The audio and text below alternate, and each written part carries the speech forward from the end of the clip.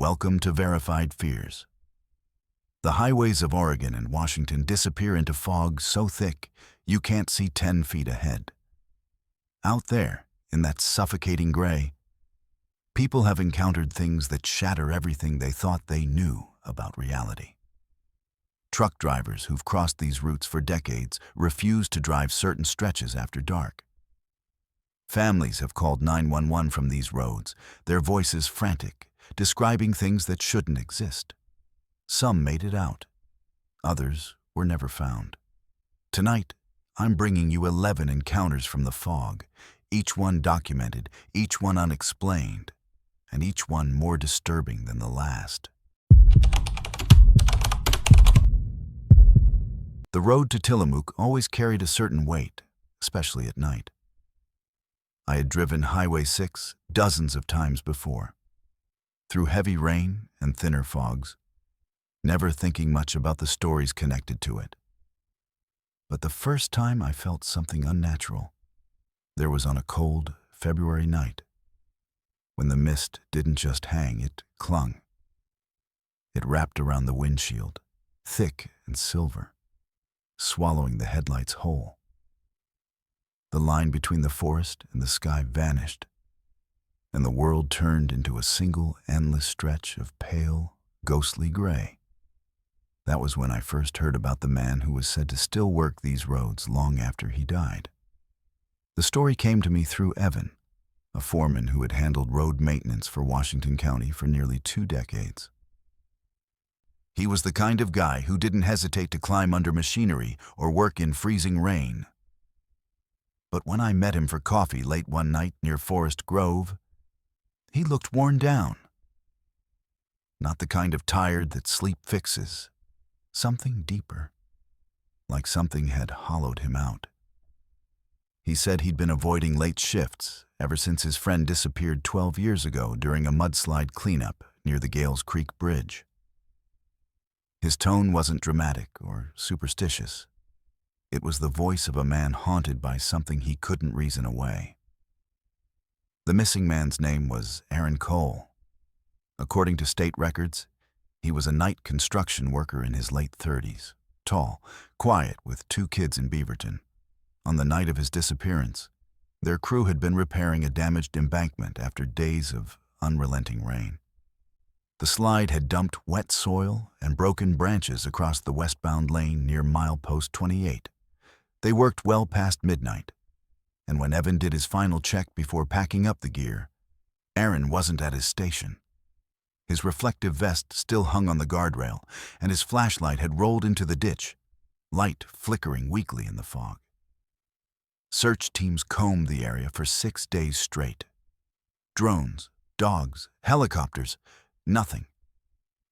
They assumed he slipped and fell into the washout, swept away by floodwater rushing toward Gales Creek. But no traces ever surfaced downstream. No body, no gear, no logical explanation. The case was closed within months, written off as a workplace accident during extreme conditions. Everyone moved on, except for the ones who worked those roads after dark. Evan said he first saw Aaron again the following October. He had been called to the same stretch to repair signage torn by wind. Fog had thickened early that night, rolling off the forest like smoke. When Evan parked his truck, he saw a faint light ahead. Someone in a vest waving. The man was signaling him to slow down. Thinking it was a new hire, he followed the signal until his headlights illuminated the spot clearly. But as the beams cut through, the figure dissolved into mist. No footprints, no sound. Only the steady rain against the hood of his truck. He swore on everything holy he wasn't imagining it. After that, sightings trickled in from other drivers. Truckers, patrol officers, even 2 campers who took the wrong turn one night. All described the same image, a man in a wet, reflective vest, waving for help before vanishing near the western approach to the bridge. The town eventually gave him a name, the Worker of Gales Creek. For some, he was just an urban legend. For others, he was a warning. I didn't intend to believe any of this. Paranormal stories often take root in places where tragedy meets isolation, and highways are great breeding grounds for half-truths. But after weeks of reading accident reports and interviewing locals, the evidence didn't fade with scrutiny. It thickened. One report from 2017 noted a construction truck's onboard radio receiving interference near milepost 28, picking up faint transmissions of a man repeating coordinates and the phrase, "We lost the barrier." The coordinates matched the site of Aaron's last known position. That's when I decided to drive there myself. It was around 12:30 a.m. when I left Forest Grove and began the ascent. The fog came early that night, heavy and wet like the breath of something ancient. My wipers could barely keep up. The sound of rain tapping against the glass merged with the hum of the tires, creating a strange rhythm that lulled me into half-conscious focus. Every mile marker stood like a gravestone, simple, silent, patient. I passed logging roads swallowed by trees, their entrances glowing faintly from my high beams, giving the illusion of eyes watching from the dark. By the time I reached the Gales Creek Bridge, the world had gone utterly still. No traffic, no animals, just the smell of wet earth and pine. I parked my car on the shoulder and stepped out, the air biting cold even through my jacket. The silence around the bridge felt oppressive, dense enough to make every footstep sound wrong. My flashlight beam cut a narrow yellow cone into the fog, revealing nothing but slick asphalt and the silver arches of the bridge railing fading into whiteness.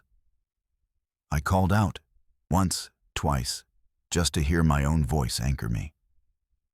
But then came something else. Static. Not from the trees or the rain, but from my car radio that I'd left on by accident. Through the static, a faint voice threaded, a man's voice, calm but strained, saying something about clearance and hold positions. It lasted only seconds before dissolving back into noise. The frequency wasn't one used by public broadcasts. It was listed for county emergency communications. I stood frozen because I recognized that voice. I'd heard a recording of Aaron Coles during an interview with the county department earlier that week. It was him.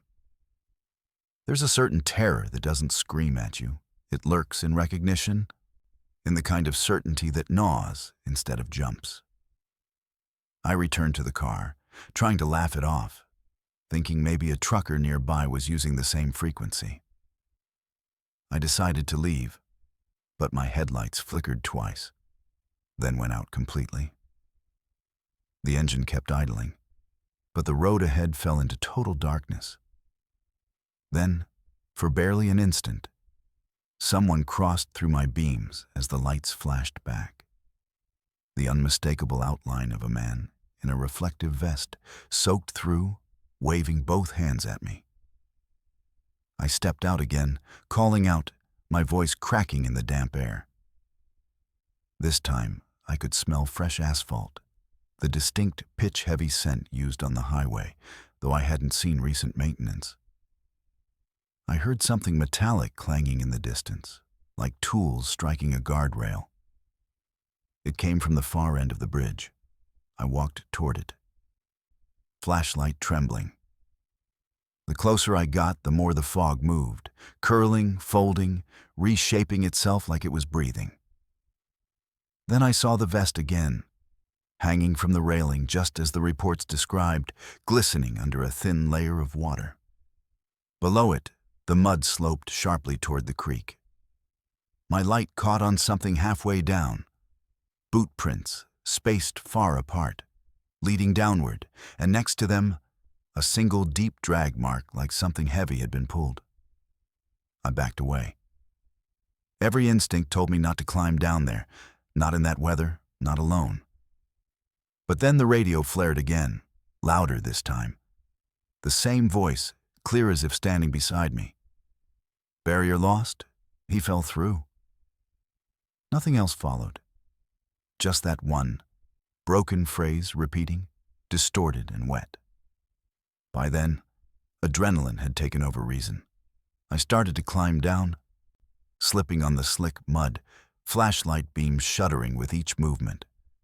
The fog below seemed thicker, almost pearly against the faint moonlight.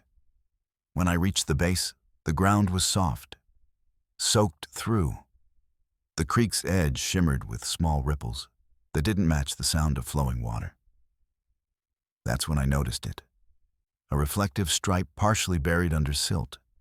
I dug with my hands until it came loose. Part of a safety vest.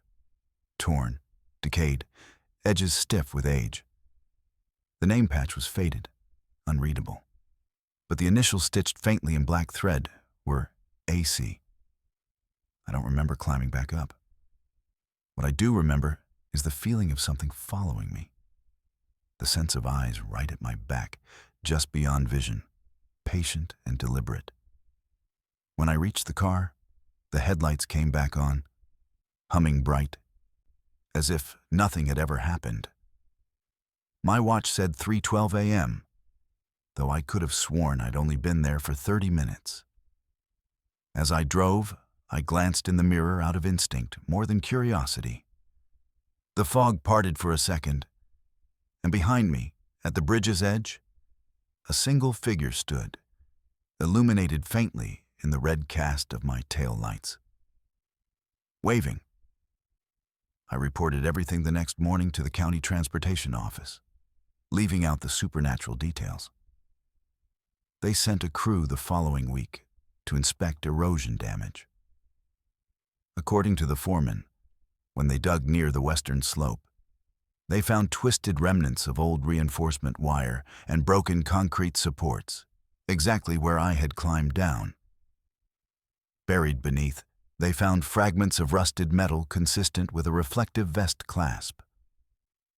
No human remains, but something about the recovered soil samples suggested prolonged submersion in sediment. The department's official stance was simple. Nothing unusual discovered. But the workers refused to stay past sunset. 2 of them claimed to see a light flicker down the slope after dusk.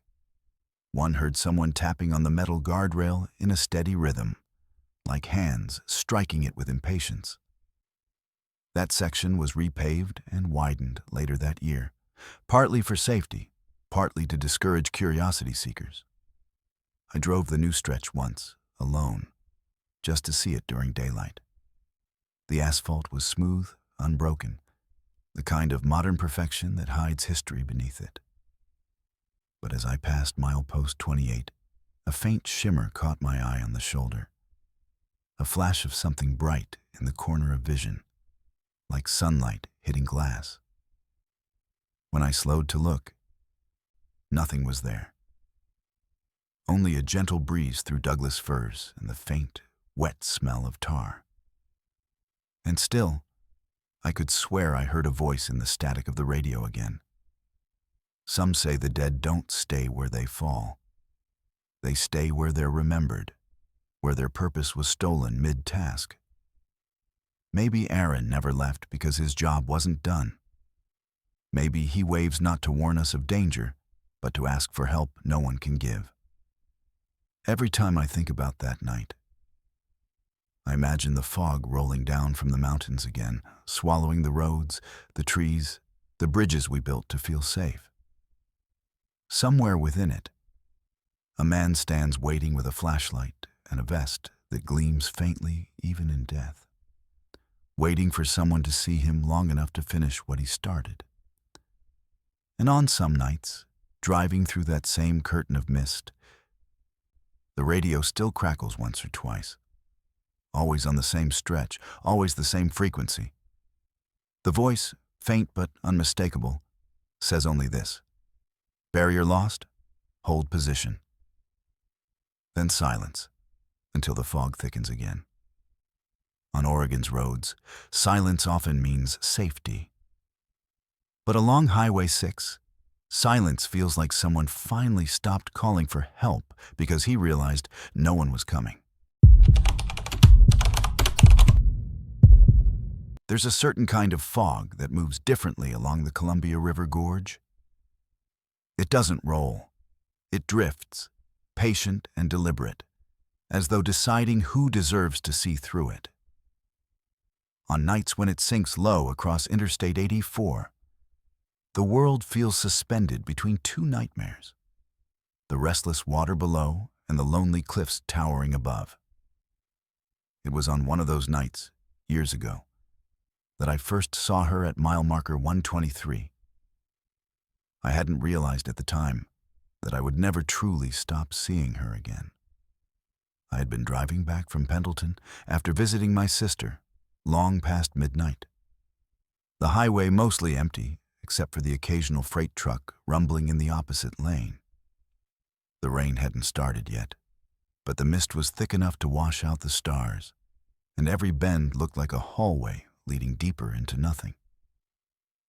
My radio had gone silent somewhere near the Dalles, leaving only the hum of the road beneath the tires. It was an ordinary trip in every way. Until it wasn't. I caught sight of her just beyond the exit sign for Rufus, standing on the shoulder where fog met asphalt. She looked lost but calm, drenched from head to toe, even though the air was dry. I slowed down instinctively because she wasn't moving, just watching the road with vacant eyes. Her pale dress clung to her legs, and her long, dark hair seemed to glisten under the headlights. She looked young, maybe late 20s, but her face held an expression of exhaustion that didn't match her body. She didn't wave, didn't flinch as my car rolled closer. She just turned her head slowly, as if unsure whether I was real. Something in me wouldn't let me keep driving. I've told myself since then that it was decency, a sense of civic duty. But deep down, it was curiosity, a need to make sense of something my instincts had already labeled off. I pulled over about 10 yards ahead and left the hazard lights on. When I stepped out, the cold hit like needles. The fog hissed slightly where my breath met it, and the highway stretched away in both directions, empty and still. "Are you all right?" I called out. No response, just the sound of the wind slipping through the guardrail. When I turned on my flashlight, she was gone.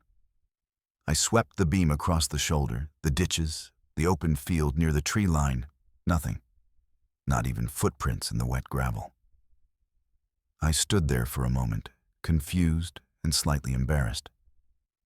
It's amazing how quickly the mind begins to question its own senses when faced with absence. I got back in the car, convinced that fatigue had played a trick on me. But as I merged back onto the blacktop, headlights cutting through another curl of fog, a faint outline appeared again in the rearview mirror. Just for a heartbeat, that same drenched figure, standing at the same spot, looking after me. I didn't sleep that night. After reaching home, I scoured local reports online, looking for missing persons along that area of I-84.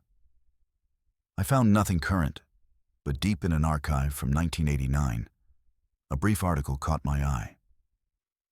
Woman identified in early morning accident near mile 123. Vehicle submerged after collision with guardrail. No witnesses. Her name was Emily Carver, a teacher from Hood River. The article ended with a small note. Hitchhiker reportedly attempted to signal aid moments before impact. Identity unknown. Weeks passed before I returned to that stretch of highway. But something in me needed to. There's an unspoken magnetism in trauma, even secondhand. We tell ourselves we're investigating, but what we're really doing is chasing ghosts we've already met. I drove out near midnight again in early spring, this time deliberately slowing as I approached the mile marker. The night looked almost identical to before. Heavy fog, low clouds, a kind of wet silence that soaked through your clothing. For several minutes, nothing stood out. Then I noticed it. A faint shape appearing just beyond the median light, motionless and barely visible. My chest tightened, though I forced my foot off the brake. The figure in white stepped forward. Same soaked dress, same long dark hair. I could see her reflection shimmer across the glass of my windshield as I drove past, but what froze me wasn't her appearance. It was her expression. She wasn't pleading. She wasn't lost. She looked almost relieved, as if recognizing me, as though she'd been waiting for me to come back. I pulled over farther ahead, but didn't get out this time. I stared into the rearview mirror, breath shallow. The road behind was empty. Just fog. The moment I exhaled, the radio, dead silent for hours, flickered to life. A low burst of static, followed by a woman's voice whispering unintelligible words. It lasted maybe 10 seconds before dissolving into nothing. The clock on the dashboard blinked 12:37 a.m. and then froze. Later, I would learn the accident report from 1989 listed 12:37 a.m. as the exact time of Emily Carver's crash. I've always been rational about the world. I don't believe in curses or wandering souls. I believe in psychology, in how guilt or fear can plant illusions so deep they grow roots. But this wasn't my guilt. I never knew Emily. Yet, after that night, she began visiting me elsewhere. In dreams, reflections, any place fog touched glass. Always silent, always near mile marker 123. Months later, I contacted the State Patrol office under the guise of research. The officer I spoke with sounded weary the moment I mentioned that stretch. He told me unofficially that dispatch receives dozens of calls every few years, reporting a barefoot woman walking that highway segment at night. Drivers often think they've hit her. Some swerve off the road or stop to help, only to find tire marks circling nothing. The patrol stopped logging those reports years ago because it kept confusing rescue teams. The officer's last words lingered with me. She doesn't haunt the place, she repeats it. I couldn't let that phrase go. So I drove there again, but not at night. It was early morning this time, pale sky over the gorge, light mist rising off the water. The area looked harmless in daylight, even beautiful. I parked near the marker and climbed down toward the riverbank, trying to get a sense of where her car might have gone off. The slope was steep, riddled with old driftwood and small stones polished smooth by rain. I found what looked like the remnants of a guardrail, curled inward like melted bones. Near it, buried in weeds, was something reflective. I brushed the dirt away and uncovered a fragment of blue glass. A car mirror, sun-faded. A faint manufacturer's mark stamped the back. The model matched the car in the 1989 report. I stood there for a long time, holding that mirror shard, the wind rustling the reeds. In its cracked reflection, I thought I saw movement behind me, just fog twisting maybe. But when I turned, a trail of wet footprints led up the slope toward the road. I followed them. They stopped halfway, dissolving into gravel. No car passed during that time. No sound except the whisper of wind through pine. That night, the same dream returned. The one where I'm driving through rain, headlights cutting through fog, and someone appears on the shoulder. I stop. She walks up to the passenger window and knocks softly. But when I roll it down, she doesn't speak. She just points ahead, up the road, at something I can't see. Then the car fills with water, rising fast. Until my lungs burn from holding breath that isn't mine. I always wake up before it reaches my mouth. By late summer, I began receiving phone calls with no listed ID, always around midnight. If I answered, nothing but faint static hummed for several seconds, followed sometimes by a single wet gasp, like someone surfacing from deep water. When I stopped answering, Voicemail notifications appeared blank, no recordings attached. But the timestamps always aligned with those calls. I started leaving my phone in another room to sleep, but sleep rarely came easy anyway. Every time I drove near the Dalles, I avoided the stretch near mile 123. Until one night, something forced me to return. It was early October, a year since the first sighting. Oregon rain isn't like most rain. It arrives heavy and stays longer than it should. That night, it was relentless. The windshield blurred everything, wipers struggling to keep pace. I wasn't supposed to be there. I had taken a detour after a landslide closed part of another route. But somewhere between exhaustion and muscle memory, I realized too late where I was. The sign appeared through the sheets of rain. Mile 123. The moment I saw it, my headlights dimmed and the radio clicked alive again. Her voice came this time, clearer than before. Not static, not imagination. Just one sentence, fragile as breath. He didn't stop in time. For a heartbeat, the road ahead flashed white, a reflection of something slick and moving. I slammed the brakes, heart slamming harder.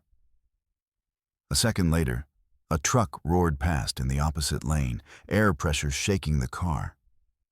If I hadn't slowed, its spray of water would have blinded me. I sat there gripping the wheel, trembling, while that same voice whispered one more time through the static. "Now you did." And the radio went silent again. No one believes this story when I tell it. Some shake their heads. Others say fatigue makes memory unreliable. Maybe they're right. All I know is that each foggy night since then, I see her silhouette on the edge of my vision whenever headlights pass through mist. Always facing traffic, never looking away, soaked to the bone. As if reliving the instant before her final impact, waiting for someone else to make it right. A few months after that night, a trucker contacted me after finding my article online. He said he'd seen her too, same stretch, same night I described. Only his version included something more. He said when he stopped and checked the asphalt afterward, he found a set of footprints crossing directly in front of his rig, small and bare, leading into the fog toward the river. And among them, fresher prints moving beside hers. Men's prints. My size. He asked if I ever walked out there, maybe during the day. I told him I hadn't. But the truth is, sometimes I dream of doing it. Standing again by that guardrail, looking down at the water that took her, hearing the faint echo of a crash replaying itself under the surface. In the morning, I always wake up with my socks damp and gravel on the floor beside the bed. People like to think hauntings are punishment. I've come to believe they're repetition. Some stories don't want to scare you. They want to correct what went wrong. Every time I drive past mile 123 now, I keep the headlights low, the radio off, and my eyes fixed on the fog ahead. Because somewhere out there she's still waiting for another car, another chance, maybe another me. And each time the mist thickens, I can almost see her reflection flicker on the glass, mouthing the same thing I wish I could forget. Now you did. There's a stretch of I-5 near Ridgefield, Washington, a quiet exit between farm country and industrial sprawl that no one thinks twice about during the day. But after midnight, the place takes on a different character. The road hums in a low, endless drone, and the fog thickens with the kind of density that turns headlights into halos. Exit 22 isn't remarkable, just another ramp leading to nowhere towns and shuttered gas stations. Yet, every few months, dispatch receives the same distress call from that exit. Same voice, same words, from a phone that hasn't been active since 2008. I first heard about it from a former emergency dispatcher named Carol Winslow. She'd worked for Clark County for nearly 30 years and wasn't the kind to romanticize nonsense. But when I met her, she looked haunted, like she carried something she'd stopped trying to forget. She told me the call had come in again the week before, October 14th, right around 12:43 a.m. Same time as always. The voice of a woman, distorted by static and rain, repeating, "Please, someone's coming, headlights, please," before the call cut off. When I asked who the caller was, Carol slid a file across the table without a word. Inside was a copy of a 2008 missing persons report. Rebecca Lane, 27, last seen leaving Vancouver after visiting her parents. She had called 911 that night to report a car following her near exit 22.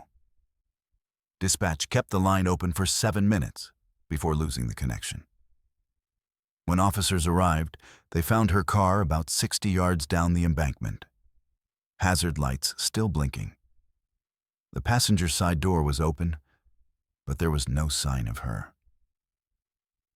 The phone she'd used was found inside, screen shattered, battery dead. The official cause of disappearance, inconclusive. The strange part wasn't her vanishing. It was the calls. The 911 system upgraded its infrastructure in 2016, migrating everything to a digital network. Yet the call, complete with the same timestamp and the same audio data, still came through every year, logging itself automatically. Same file name, same duration, same 7 minutes of rain and breathing and panic. They used to assume it was an error from their system backup until the voice changed. Carol played one for me right there in the cafe, audio transferred from her private drive. The sound was faint, filled with soft static, but clear enough to make out. A woman's voice filled the space between words and breathing. "He's walking toward me. Please, please hurry. I can see the headlights. He's not stopping." Then silence. But about 5 minutes in, when her voice should have been gone, another sound came. Male, quiet but deliberate, whispering something undecipherable, followed by 3 distinct knocks, like someone tapping the side of a car. The timestamp showed that the new section hadn't existed in the original 2008 recording. I went quiet, the air between us cold and stale. Carol finally said, "That's why I retired. I can't keep answering someone who's been dead longer than my last promotion." Of course, logic demands an explanation. Data corruption, sound layering, ghost frequency, something. But logic also has a threshold, and I've learned how thin that line gets when you start investigating stories that refuse to age. And I asked for permission to visit the area where Rebecca's car had been found. She warned me to avoid it at night, and the way she said it carried something beyond superstition. The next evening, I went anyway. The fog had already come down hard over Ridgefield, pressing low across the fields and damp asphalt. Highway noise faded behind me as I turned onto the narrow service road parallel to exit 22. The air smelled like damp weeds and exhaust, the kind of scent that clings to you after long rain. My cell signal dropped near the interchange, the bars flickering before vanishing altogether. Ahead, the road curved sharply toward a fenced-off lot where authorities had once staged their search. From that bend, the slope down toward the ditch was still visible. Steep, tangled with brush, and littered with bits of rusted metal. The ground there looked soft, even from the pavement, rain pooling in shallow depressions. I parked near the barrier and cut the engine. The silence pressed in as close, the sort that feels alive. I left the headlights on and walked toward the signpost for exit 22, the numbers barely visible beneath grime. Each step crunched gravel underfoot. When I reached the guardrail, the world dimmed even more. Sound seemed to fold over itself. Even my breathing felt heavy. In that thick quiet, I almost didn't notice the faint hiss behind me. It took a few seconds to realize it wasn't the wind. It was my phone. The screen had come to life on its own, the signal bar flickering once. Then the screen glitched. Flicker, static, and a single notification appeared. One missed call, unavailable. The time, 12:43 a.m. I didn't move. The call icon blinked for several seconds before vanishing. Before I could process it, the phone vibrated again. This time, incoming call.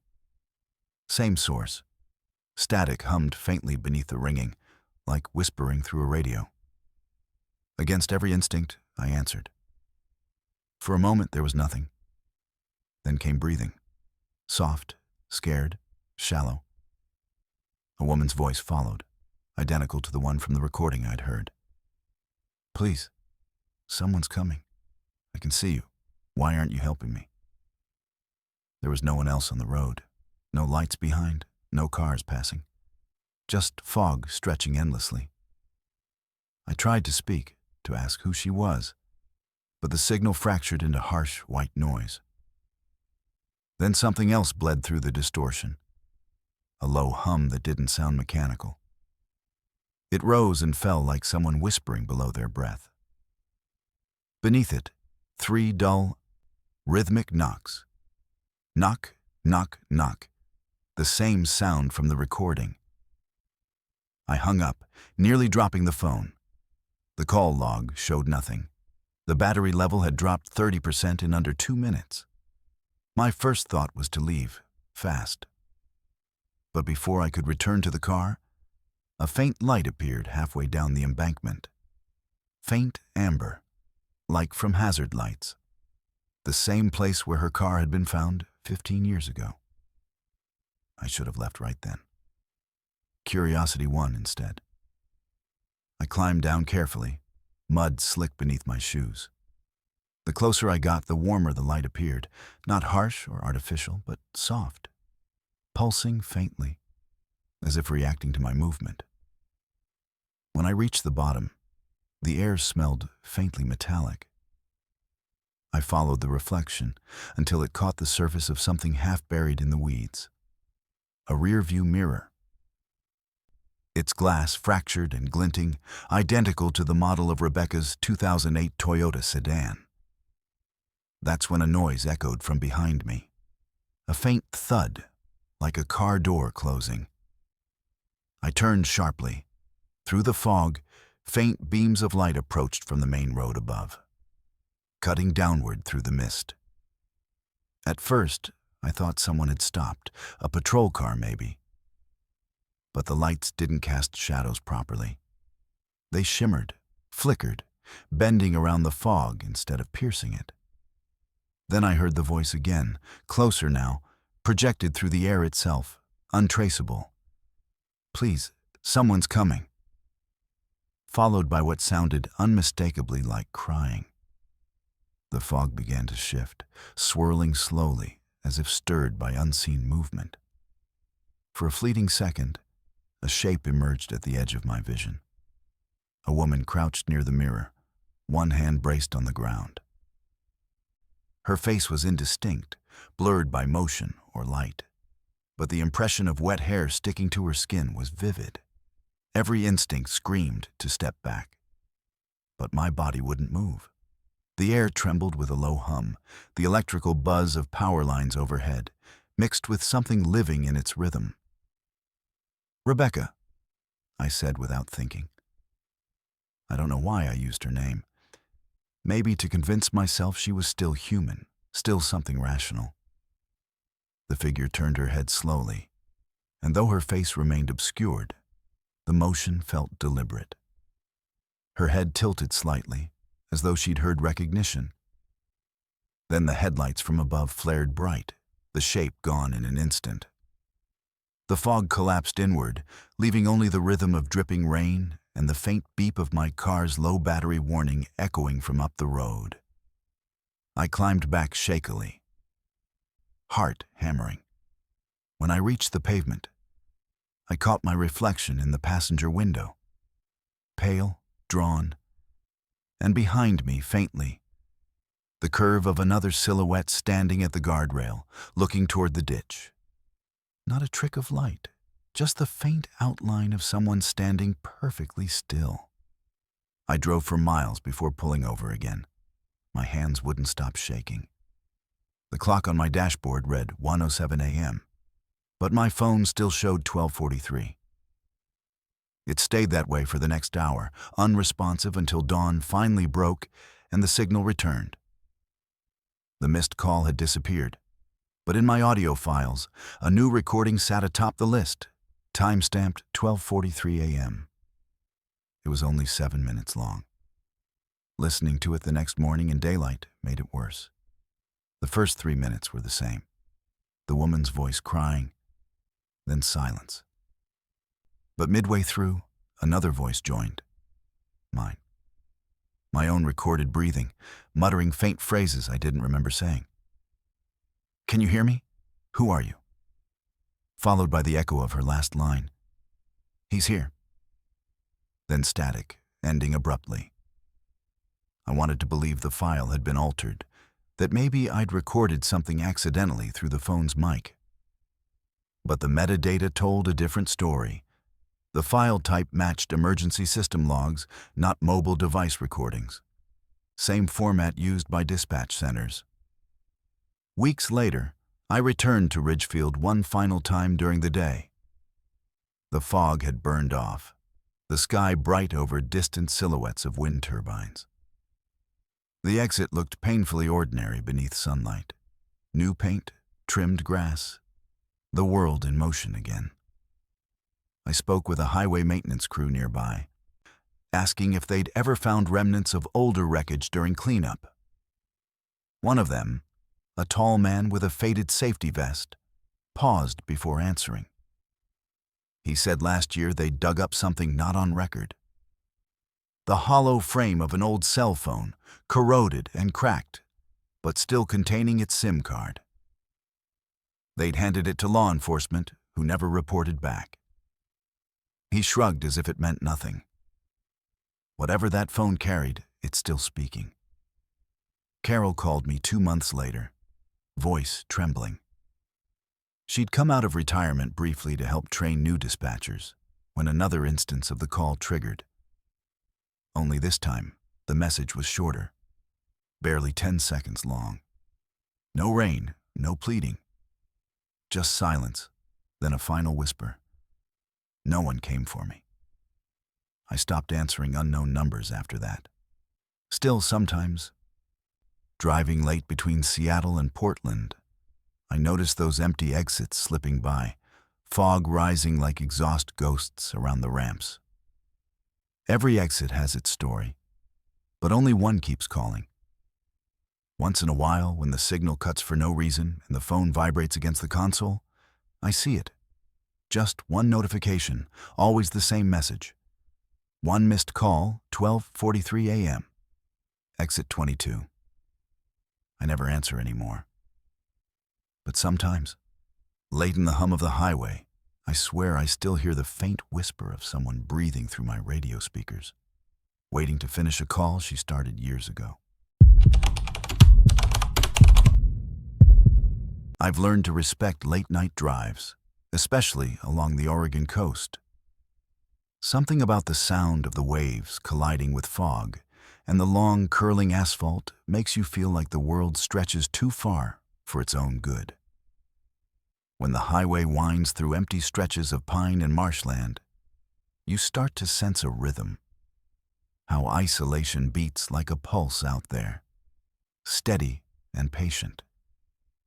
I've taken that drive dozens of times, usually alone, passing through Tillamook, Florence, Coos Bay, all the nameless places where the ocean hides right beside the trees. But one night, south of Florence, I stopped at a gas station that, according to every record and map I could find later, never existed. It was around 1 a.m., the highway barely visible under shifting fog. My tank was low, dangerously low, and I hadn't seen a single open business for miles. I told myself I'd push until Reedsport, though my gauge was blinking beneath empty. Then, through the haze, a faint orange glow appeared ahead. Neon signage flickered behind the fog, half swallowed by the trees. Gas, open 24 hours. I almost laughed from relief. The building looked weathered but real. A rundown one-story structure with 2 old-style pumps out front, the kind that still had analog dials. A rusted pickup sat by the side of the building, driver's door closed, but windows fogged from the inside. The faint smell of gasoline and wet wood drifted in the air. When I stepped out, the night seemed quieter than before. No insects, no ocean wind, just the soft clicking of the fluorescent sign overhead. Inside, warm light spilled through grimy windows, and the faint sound of a radio played something old, maybe from the 60s. I walked up to the front door and pushed it open. Immediately, the bell above it gave a faint metallic ring, and a scent hit me. Dust soaked in gasoline, old oil, faint tobacco. The clerk behind the counter looked up from behind a newspaper. Mid-50s maybe, with thin hair combed neatly back and deep lines across his forehead. His name tag read Earl. He nodded as if recognizing me, even though we'd never met. "Evening," he said in a calm drawl. "Rough night to be out this far." "Yeah," I said. "Didn't expect anything open." He smiled faintly.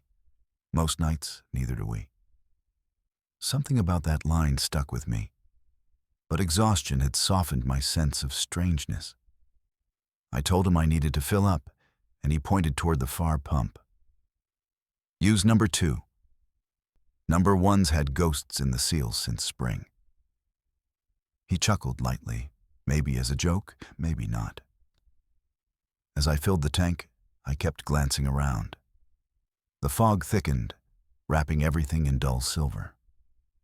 The only light came from the lamps above the pumps and the hazy orange glow within the store. I noticed something odd. No insects hovered near the lights, not even moths. The night didn't feel alive. It felt paused. When I went back inside to pay, Earl was looking out the window, his posture oddly fixed.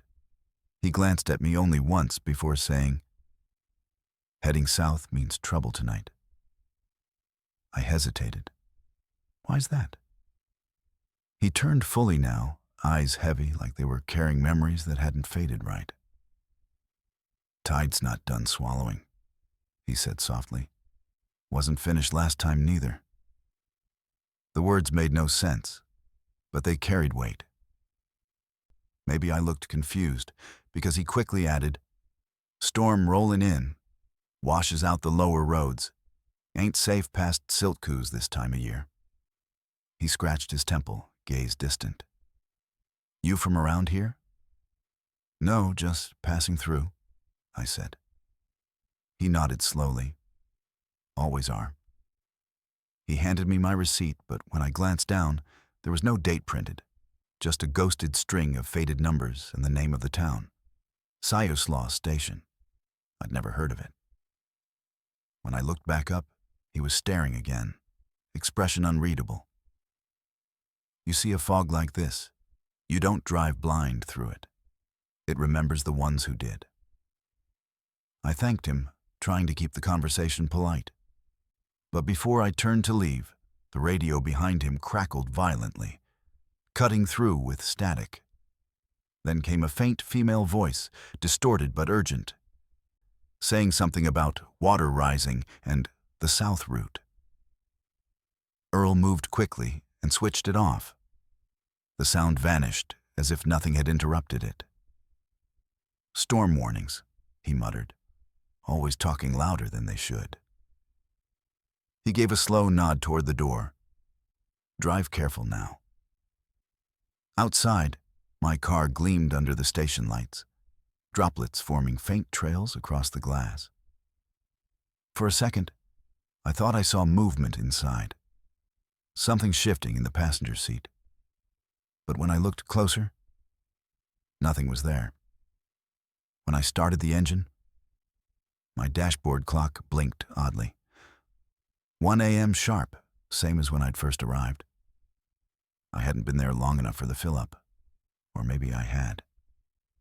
The world outside the car felt suspended, the fog thicker now, rolling in waves like surf. As I turned back toward the road, Earl stood by the doorway watching, his silhouette framed in the glow. I waved briefly. He didn't wave back. The drive south felt endless. The fog grew so dense that the road seemed to dissolve just a few yards ahead. I could barely make out the reflective edge lines. No cars passed from either direction. Each time I thought about turning on the radio, silence felt safer. About 15 miles later, the glow of the station faded behind me completely, swallowed by the rise of the cliffs. Rain started then, sudden and sharp. Somewhere near Siltkus, the road split near a narrow bridge. The left path led deeper inland, while the right followed the shoreline. The GPS kept freezing, recalculating repeatedly, as though unable to decide where the highway actually was. I pulled over to check my phone. All networks showed no service. The map froze with a faint outline of my current location labeled Siuslaw Bay. That name again. By then, rain had slowed into mist. I could hear waves somewhere beyond the dark, a hollow rhythmic crash hidden behind the fog. The car clock still read 1 a.m. It was then that my headlights caught something ahead, a sign, half-rotted but legible beneath lichen. Siuslaw Station, 0.3 miles. The same name from the receipt clung to the damp air like déjà vu. I stared at it for a long moment, logic unraveling. I had driven south for 15 miles, but apparently hadn't moved at all. Against reason, my fuel gauge had dropped again, nearly empty. I turned the car around, intending to go back the other way. But the road behind me was gone. Not literally gone, just erased. No faint tire marks, no light in the distance. Only the dense silver wall of fog, alive with faint shifting inside it. My hands tightened on the steering wheel as I forced myself forward, retracing the direction I remembered. Minutes passed, maybe more, until the faint orange glow reappeared through the haze. The gas station again. Relief flashed through me for a moment, until I noticed the details had changed. One of the fuel pumps was missing. The truck that had been parked by the side now sat in the center lot, door hanging open. And inside the station's windows, no light glowed. Still, I had no choice. My gauge was on fumes. I pulled in again slowly, watching for signs of life. The sign that once read, "Open 24 hours," now flickered sporadically, only flashing, "Open 2." The fog pressed hard against the windows. When I stepped out, the air smelled different. Briny, colder, as though seawater had replaced the wind. The front door was unlocked. The bell chimed faintly when I entered, but no one stood behind the counter. The radio was gone, just a dark square on the shelf. In its place, a stack of receipts sat, yellowed and damp. I lifted one from the top. Same format, same missing date. But this time, where the name should have been printed, the ink had run into a single line. Beneath it, in faint blue pen, someone had handwritten, "Tide wasn't done swallowing." Something dripped on my collar. I glanced up. Tiny streams of water leaked through hairline cracks in the ceiling tiles, forming dark patches on the floor. It sounded like the faint tick of a clock, steady and deliberate. Outside, low thunder rolled, though it was too constant to be thunder. More like a roar from far off. I walked toward the counter to see if anyone was back there.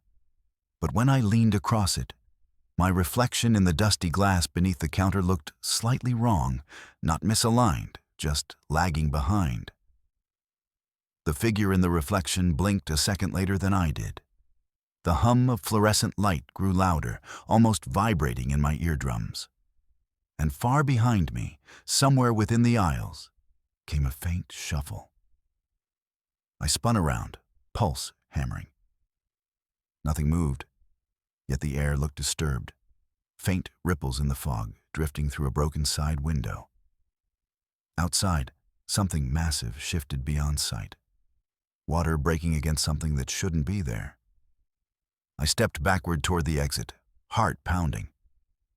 When I pushed open the front door, fog poured in, thick and wet, coating my face like river air.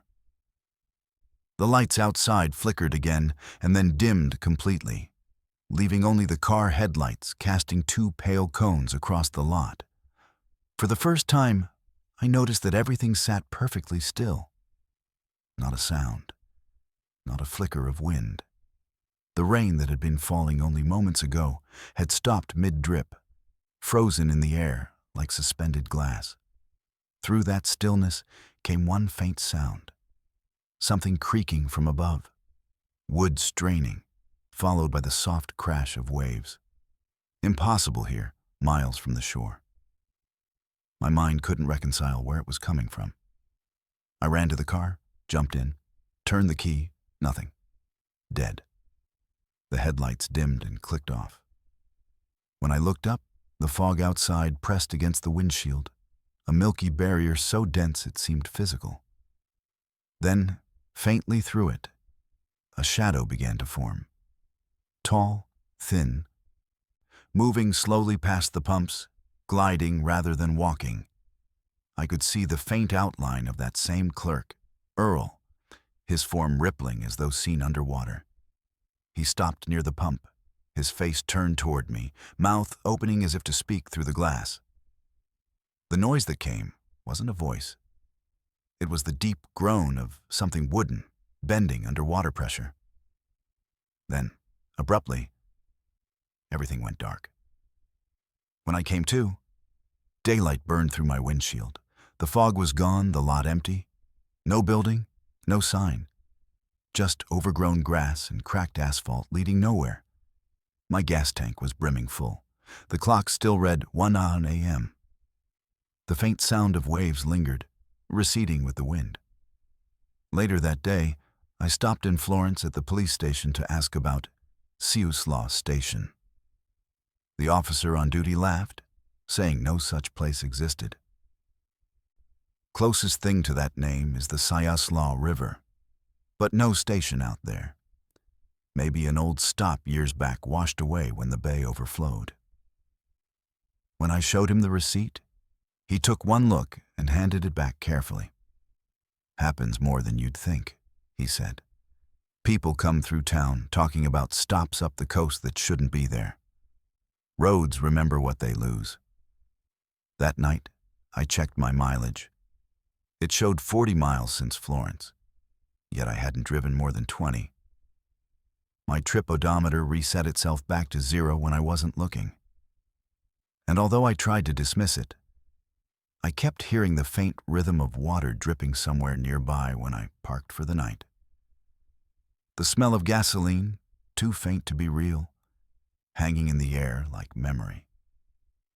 Sometimes I dream about that foggy road, endless and gray.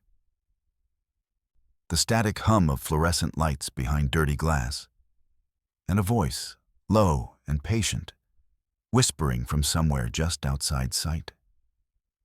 The tide wasn't done swallowing. When I checked the GPS weeks later, south of Florence, I noticed a new entry on the map between mile markers 193 and 195. A point labeled simply Siuslaw Station.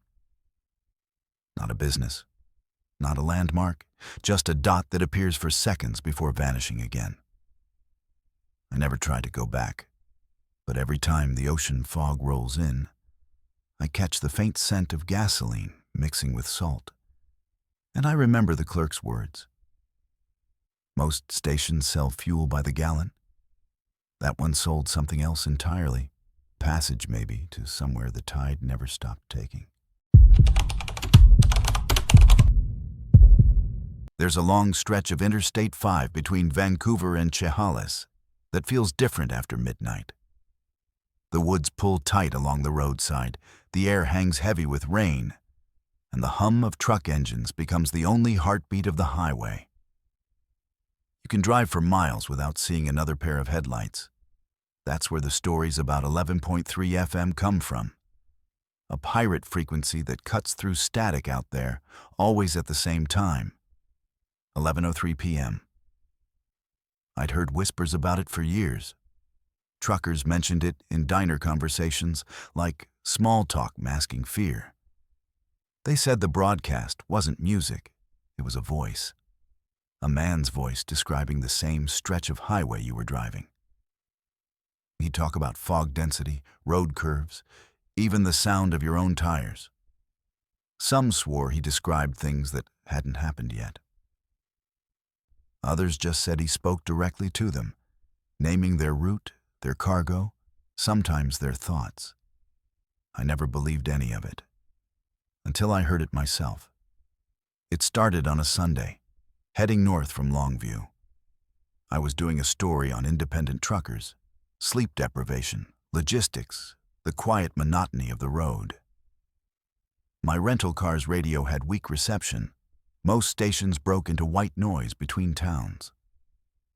Sometime after passing Vader, the dial froze at 11.3 FM, though that frequency shouldn't exist on any standard receiver. The sound was faint at first, just whispers through static. Then, as if I'd tuned a station precisely, a man's calm voice came through. Low, deliberate, unhurried. "Northbound, silver sedan," he said. 2 miles from mile marker 63. You're listening, aren't you? My hand froze. I was driving a silver sedan. My headlights had just passed that marker. I told myself it was coincidence, a prank maybe, or interference from a local CB broadcast. But his voice continued. "Keep to the right lane. Do not look at the reflection beside you. It isn't yours." I laughed nervously, glancing around out of habit. No other vehicles in sight, just fog moving like ghosts between pine silhouettes. The rearview mirror reflected nothing but the red taillights of my own car. Then, out of the corner of my eye, movement flickered in the passenger window, quick, like something shifting against the glass. My pulse spiked. I didn't dare look directly. Instead, I turned up the volume.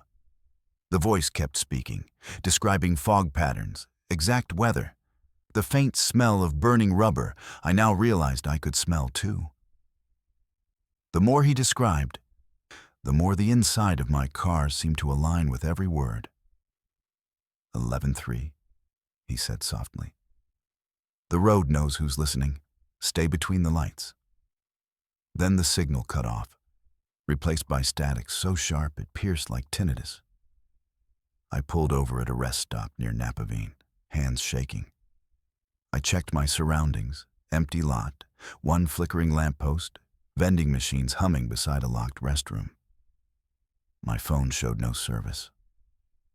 When I searched for 11.3 FM again, the radio refused to tune, skipping straight from 11.1 to 11.5. The frequency didn't exist anymore. That would have been the end of it. But I made the mistake of mentioning it 2 days later to a long-haul driver named Ray at a diner outside Tacoma. The moment the words, the 11.3 FM, left my mouth, he went pale. His fork clattered onto the plate. He asked what day and time I heard it. When I told him, he shook his head. "Once you tune in," he said, "it tunes back."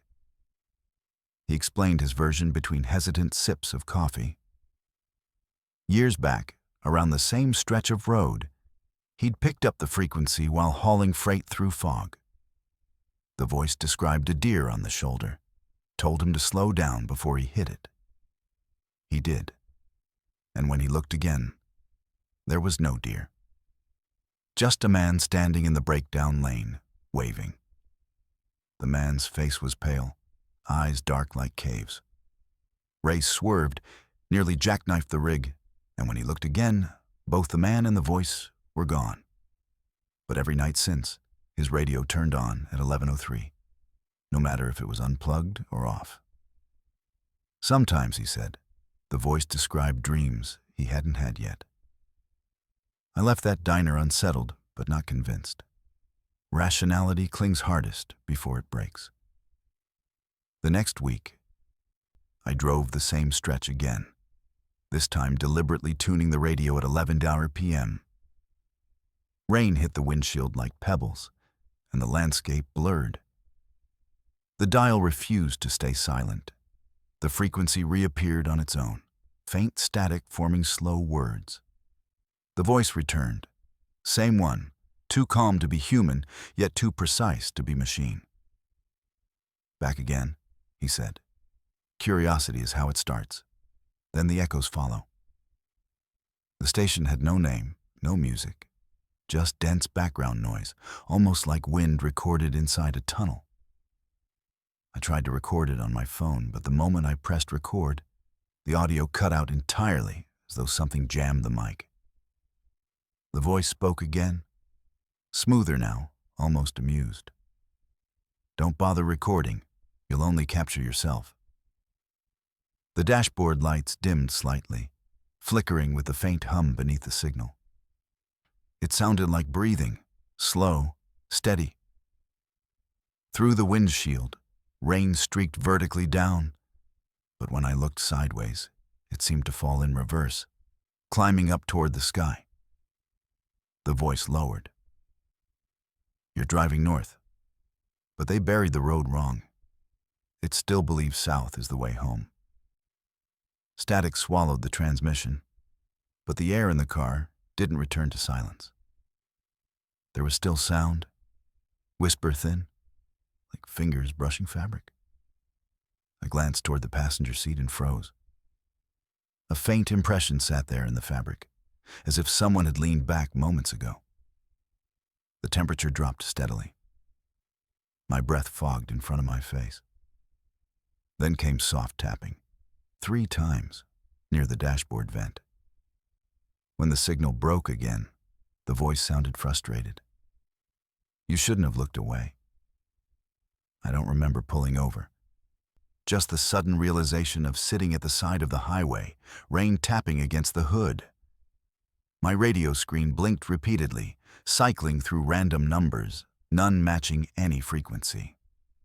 The clock on the dash flickered between 11:03 and blank. My phone had recorded nothing, but its battery showed 11%, drained from nearly full. When I returned home, I couldn't shake it. I told myself it was fatigue, suggestion, coincidence. Yet every night after that, I woke precisely at 11:03 a.m. or p.m. No alarm, no reason. Always to faint static from somewhere inside the room. It didn't come from my phone, nor any nearby device. Just sound, lightly vibrating the air, enough to make the windows hum. I drove a different route weeks later, avoiding I-5 completely. Yet the voice returned through Bluetooth speakers, even though the radio wasn't tuned. There you are, it said gently. You left your reflection back on the highway. Shouldn't drive too far without it. That was the first time I noticed something strange about mirrors. My car mirror had developed a faint blotch near the center, an oil-like smudge that blurred whenever headlights passed. When I wiped it clean, shapes briefly shifted under the swirl. Indistinct, shadowed. I stopped checking altogether. I reached out to a broadcasting engineer from Seattle, hoping to debunk this thing once and for all. His name was Greg, and he handled frequency mapping for local emergency services. When I mentioned 11.3 FM, he looked skeptical, until I gave him the coordinates where I'd heard it. He said, "That's dead spectrum. No authorized transmitter should reach out there, not even a test signal." He offered to scan the area with his own receiver. The next week, he called back sounding shaken. "We caught something broadcasting from a moving source," he said. "Same frequency, but the transmit origin kept shifting by mile increments. It was moving with traffic flow." He played a short sample through the phone. Muffled voice, only one legible sentence. "You left something behind." The call cut suddenly. I tried reaching him again the following day, but his voicemail greeted me instead. The recording strangely distorted, as if someone had replayed his voice through a speaker underwater. 2 days later, his number stopped accepting calls altogether. I told myself to quit chasing the story. Some things don't want to be explained, they want to be repeated. But it didn't matter anymore. Once you hear 11.3 FM, it finds you again. Always at 11:03, always describing something close enough to touch. Months passed. I stopped driving that route, sold the old car, changed phones. Yet sometimes, while parked in silence, my speakers come alive, unprompted, static breaking into faint voice fragments. Never the full broadcast, just pieces. Left side mirror, or headlights off, or the worst one, you're not alone in the car. I began keeping journals of every occurrence, the dates, times, words. Patterns emerged. Every recording had background noise. Rain, faint traffic, one recurring sound behind it all, a soft hum on a low F frequency, matching the tone of the average human heartbeat under stress. The voice occasionally mentioned others, as if addressing multiple listeners. They're still on the road. They can't pull over. I used to think it was random people tuning in by accident, caught in the same phenomenon. Now I'm not sure. Last fall, I returned one final time to the same section of road. It felt like unfinished business. The air was sharp, clear, no fog this time. I tuned every frequency I could, but all stayed silent until 11:03. Then faint static bloomed again, like breath on glass. "Welcome back," said the voice. "Third lane, don't swerve." A flash of headlights blazed from ahead, a semi drifting across lanes. My instinct kicked in. I hit the brakes, horn blaring. The truck missed me by inches before screeching back onto its route. I sat there, breath shattered, heart beating through my ribs. Another second's difference, and I'd have been gone. When I tuned away from the frequency, everything went dead silent. Like the air itself had been exhaled. The radio screen dimmed permanently after that. No static, no sound, just emptiness. The thing about strange signals is that even when they stop, something lingers. A residue burned into memory. Now, at exactly 11:03 each night, every electronic device in my house falters for a moment. The lights dim, the internet drops, and inside that second of silence, I hear it faintly again. The familiar words, steady, patient, closer than before. Keep to the right lane, and keep listening. I stopped driving long distances after that. The comfort of motion feels dangerous now, like bait dangled before something waiting. Still, some nights, lying awake, I turn on the radio anyway, just to prove I'm not afraid. The dial never lands on 11.3 anymore. It skips every time. But that doesn't matter. Because the voice isn't on a station anymore. It's closer. Sometimes, late enough that static creeps through the air vents. I swear I hear faint breathing from behind me in the dark. A whisper near my ear, low and familiar. Northbound, silver sedan. That's when the power goes out and the clock reads only one number before the room floods with silence. 11:03. If you've ever driven the backstretch of US Route 30 between Rainier and Astoria, you've probably passed a gravel turnout hidden behind moss-choked guardrails. Most people miss it completely because the state stopped maintaining it sometime in the 1980s. It used to be a small rest stop. 2 picnic tables, a soda machine, and a public phone booth standing alone by the trees. The whole place smells like rain-soaked cedar and rust. You wouldn't think anything of it, except that at night, there are lights that flicker there when no power runs through. I came across it by accident almost 6 years ago. I was driving from Portland toward the coast after a long recording job, around 2 in the morning. Fat rain blurred the windshield, and my wipers screeched every few seconds like they were begging to stop. I'd been on that road before, but never in such thick fog. The mist wasn't natural. It felt layered, as if the road had been caught between 2 different nights. My phone showed no signal past Klatskani, and the highway turned narrow and slick as I climbed the hills. That was when I saw it. The faint yellow of a streetlight, just one, out in the trees. I slowed down thinking it might be a rest area.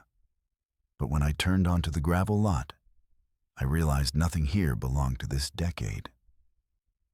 The structure that should have been a restroom stood half collapsed, covered in ivy.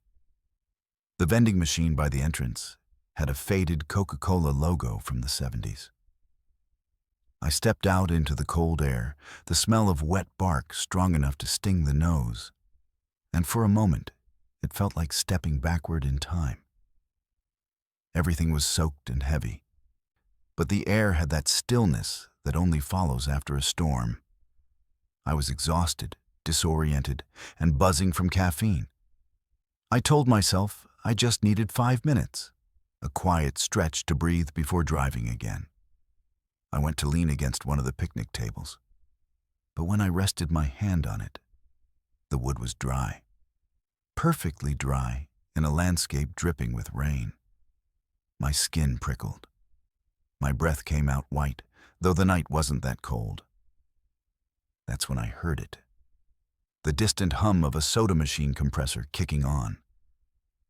I looked over at the vending machine in disbelief. Its red light flickered once, twice, then glowed steady. I walked closer, half expecting to hear a generator somewhere nearby. But there was no sound except the surrounding river of fog and that faint electric hum. Coins rattled faintly inside the machine, like someone just finished paying. The keypad, dusty and cracked, blinked faintly behind its fogged glass. For whatever reason, I pressed one of the buttons. The machine groaned, a low internal rattle, and a can clunked into the dispenser slot below. I froze. When I reached down, my hand found a chilled aluminum can, beads of water sliding down the surface as if it had just left a cooler. The label was warped, unrecognizable, maybe an old brand. But the air around me had gone still again, and far off towards the tree line, I thought I heard footsteps, soft, crunching through wet gravel. I turned sharply, flashlight cutting between the trees. Nothing. Just mist curling upward like smoke. The footsteps stopped, but I couldn't shake the feeling I wasn't alone. I got back into the car, placed the can on the passenger seat, and sat in silence, letting the engine idle. The can hissed faintly, slowly deforming inward as if losing pressure. Something about that sound filled me with dread. I left without looking back. By the time I hit Westport, the fog had lifted. I didn't think much of it until 2 weeks later, when insomnia and curiosity convinced me to check if that spot really existed. Online maps showed the road, but no turnout, no rest area. Old satellite images from the 1980s, however, showed a small gravel lot labeled Rainier Rest Area, closed. Clicking through historical views, it simply vanished after 1992. Removed completely, trees swallowing it whole. That was the moment it became an obsession. A month later, I returned in daylight. The forest had changed color, early fall bleeding through the leaves. I found the turnout easily enough, though the road signs had rusted beyond recognition. There were no lights, no machines, nothing electrical in sight. Yet the faint imprint of the rest stop was still there. The outline of where a building once stood, the broken base of a lamppost, twisted rebar spearing through the moss. At the edge of the lot, I noticed something unusual. A cracked plastic name tag half buried in dirt. The name still legible, Diane. Beneath it, the emblem of Oregon Department of Transportation. Something about that tag felt wrong, like it had been waiting. I pocketed it without thinking and walked toward where the vending machine had stood. That's when I noticed a new detail. The ground was marked with faint, circular scars, as though the footprints of tables or benches once bolted there. But beneath one, the nearest to the edge of the trees, something metallic gleamed. I knelt, brushed the dirt aside, and uncovered half of an old car key, corroded but intact, connected to a ring that bore a small brass tag. On it was etched, "Rest Stop Staff, Maintenance." When I turned it over, there was a blackened notch carved into the edge of the brass, almost like the key had been burned. And beneath where I crouched, the air felt oddly warm, like standing above running machinery. A soft rustle stirred in the woods then, faint but rhythmic. Not footsteps, more like metal scraping lightly across tree bark.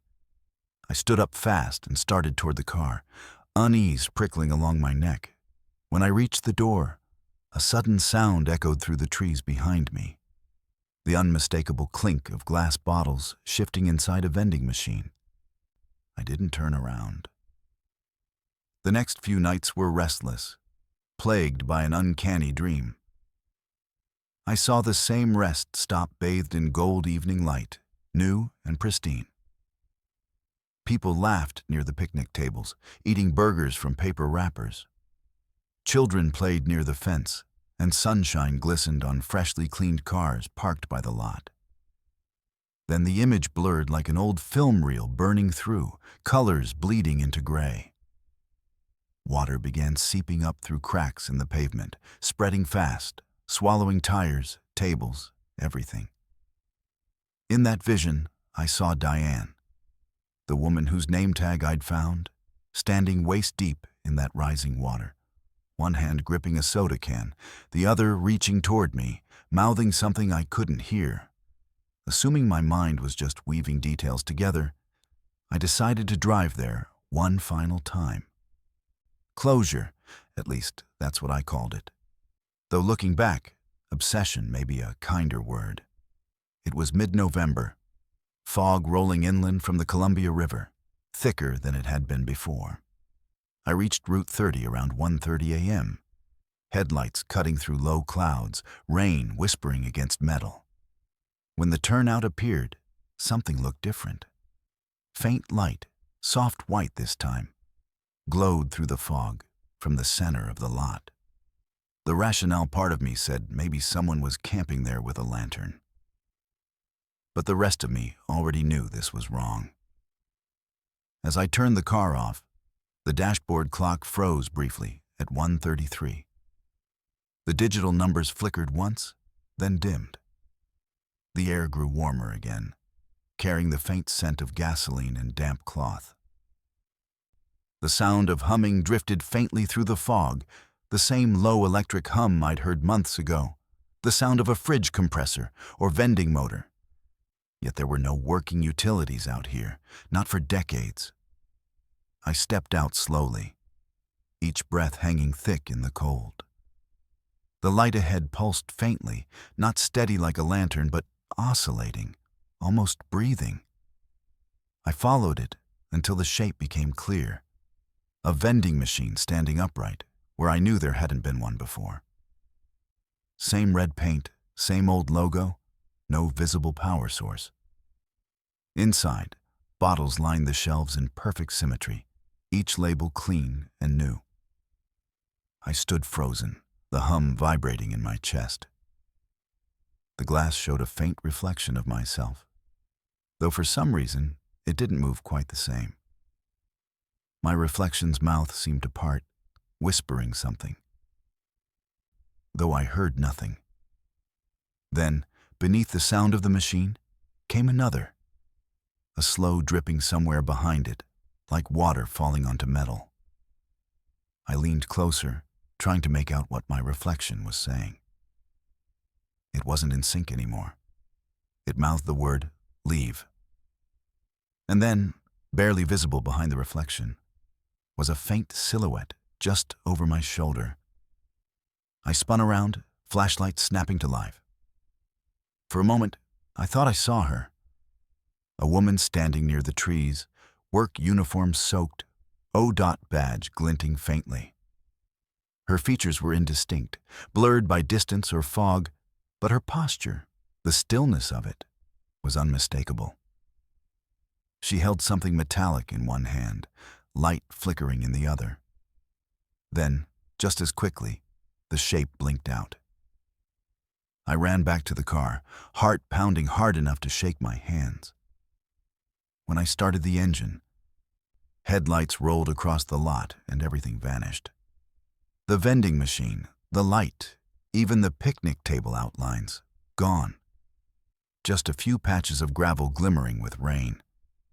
I didn't stop driving until I reached Astoria. At a diner there, bleary-eyed, I told the owner what I'd seen. He looked at me quietly for a long time before saying that the old rest stop had flooded back in 1980 during a heavy storm. 2 state maintenance workers had been trapped during a landslide. One was pulled out 2 days later. The other, her name was Diane, was never recovered. They closed the site the following year. That night, I took the name tag from my pocket where it still rested. The surface had tarnished slightly, but for a moment it felt almost warm to the touch. I left it on the diner counter, thinking maybe it should stay somewhere real for once. Yet, halfway through the drive home, something metallic clinked faintly in the cup holder. The sound was identical to a coin dropping through a vending slot. When I checked, a soda can sat there, damp, cold, label half peeled, printed with a company logo that hadn't existed in 40 years.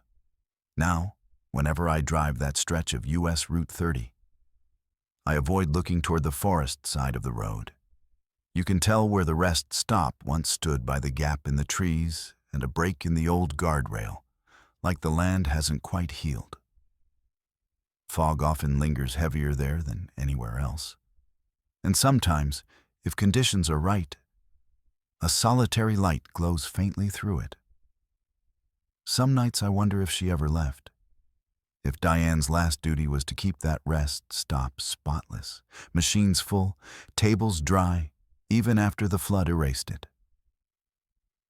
Maybe she still clocks in somewhere beneath that wet earth, waiting for drivers who lose their way in fog too thick to tell what decade they belong to.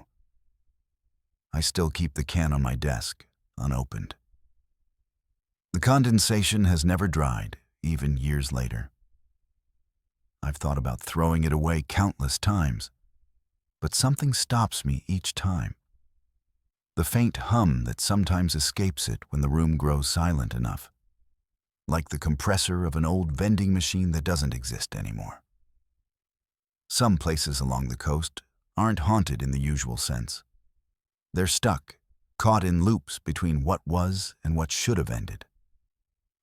That rest stop isn't evil. It's just doing what it was built for, waiting for travelers who need a break. But the ones who stop sometimes don't start again, trapped between memory and the next mile marker, replaying a moment that weather can't wash away. Whenever I drive past now, I only whisper, "Not tonight," under my breath.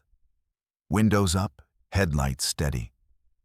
The fog parts briefly, as if listening, and the road continues on.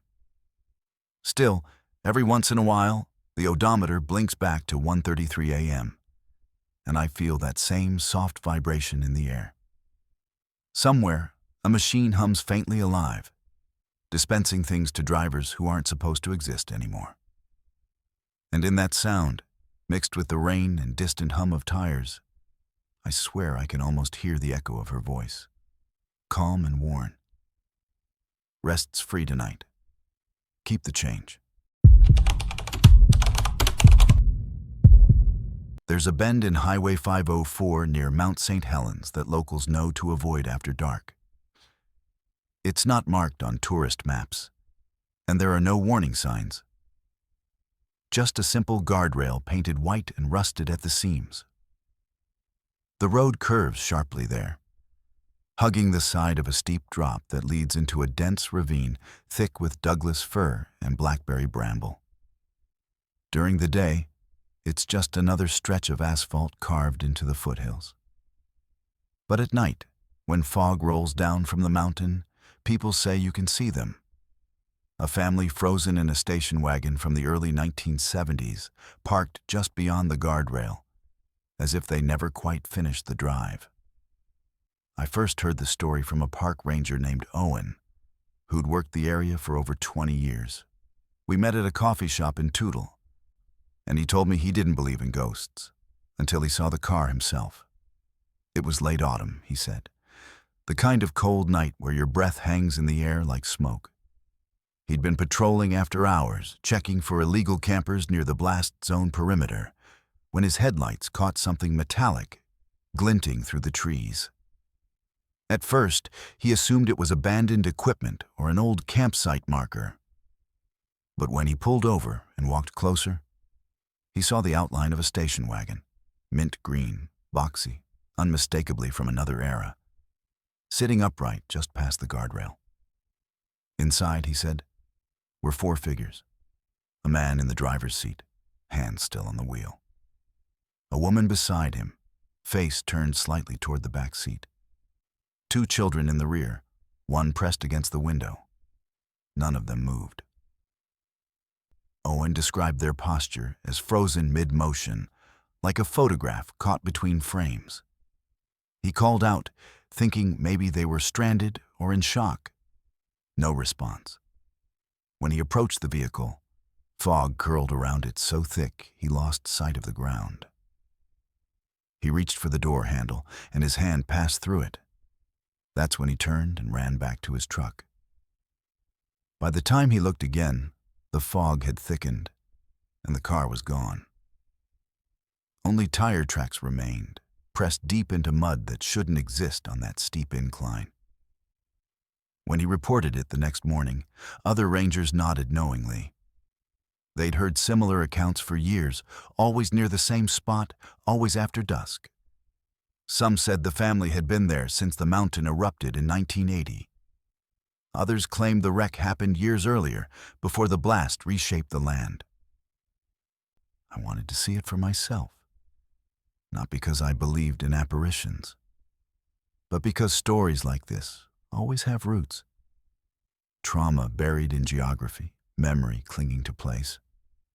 I drove out one evening in early November, the sky overcast and heavy with the promise of rain. Highway 504 winds through some of the most haunting terrain in Washington, carved by ancient lava flows and shaped by catastrophe.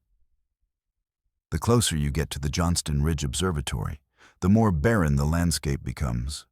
Gray soil, skeletal trees, remnants of a world reshaped by fire and ash.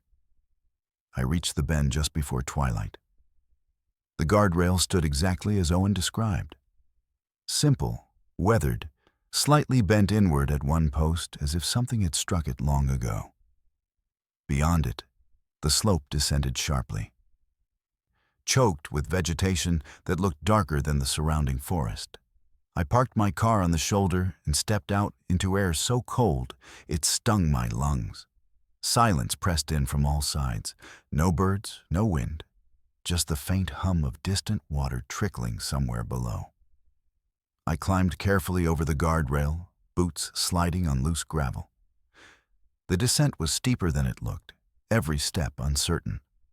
Branches scraped against my jacket, and moss-covered logs blocked parts of the path. About 20 yards down, I found the first piece of evidence. A fragment of chrome bumper, half buried in soil, corroded but unmistakable. Nearby, shards of green paint clung to bark where a tree had grown around something metallic. I knelt and brushed dirt away, uncovering more fragments. Plastic dashboard pieces, a cracked rearview mirror, part of a seatbelt buckle frozen in rust. Then I smelled it.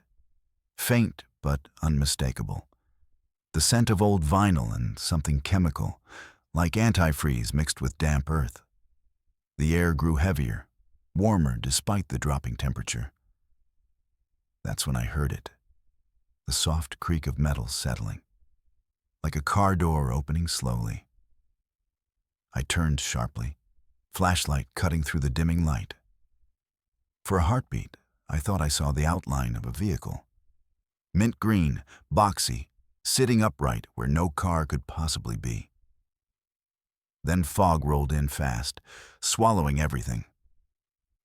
I climbed back up quickly, heart pounding, hands scratched from grabbing at branches. When I reached the guardrail again, I looked back down. Nothing. Just trees and mist and the faint impression of something that shouldn't have been there. But when I turned toward my car, tire tracks appeared on the gravel shoulder beside mine. Wide, old-style treads that hadn't been there when I arrived.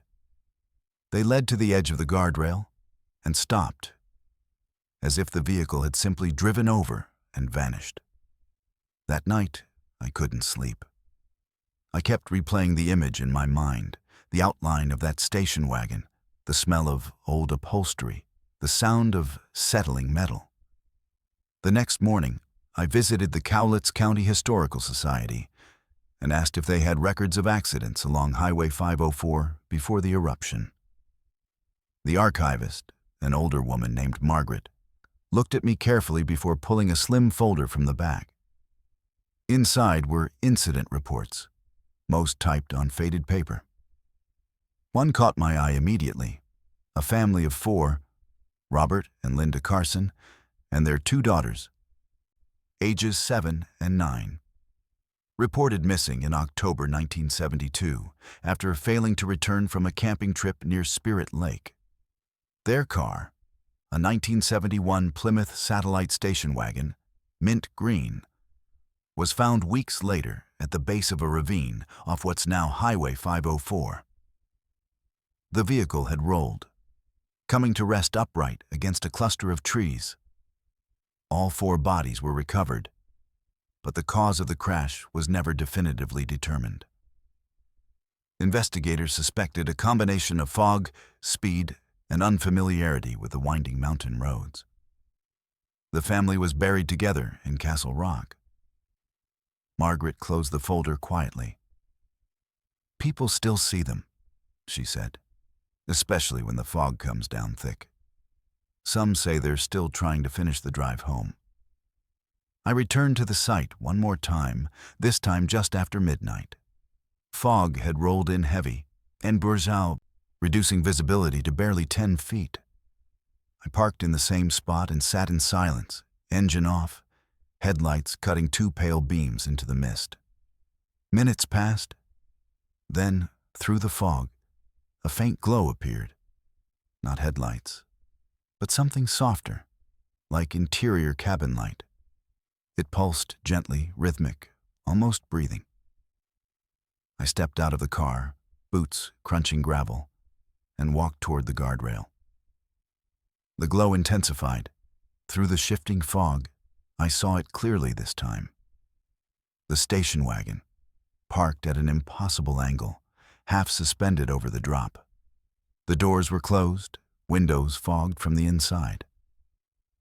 All 4 figures sat exactly as Owen had described. Father gripping the wheel, mother turned toward the back seat, children pressed against the glass. Their faces were indistinct, blurred by condensation or something deeper. But their stillness was absolute. I called out softly, Are you all right? No response. Just the faint sound of breathing. Slow, steady, coming from everywhere and nowhere. Then the little girl in the back seat turned her head slightly, palm pressed flat against the window. For a moment, our eyes met. Or at least, I felt them meet. Her mouth moved, forming words I couldn't hear. Behind her, fog curled upward from beneath the car, rising like breath exhaled from the ground. I took a step closer. The fog thickened instantly, swallowing the vehicle whole. When it cleared seconds later, the car was gone. Only the faint impression remained in the wet moss. 4 shallow depressions where tires had pressed into earth that shouldn't hold weight. And on the guardrail post nearest to me, condensation had formed in a strange pattern.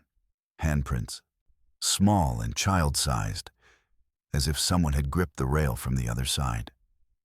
I left quickly, hands trembling on the wheel. But as I drove away, my rearview mirror caught something that made me brake hard.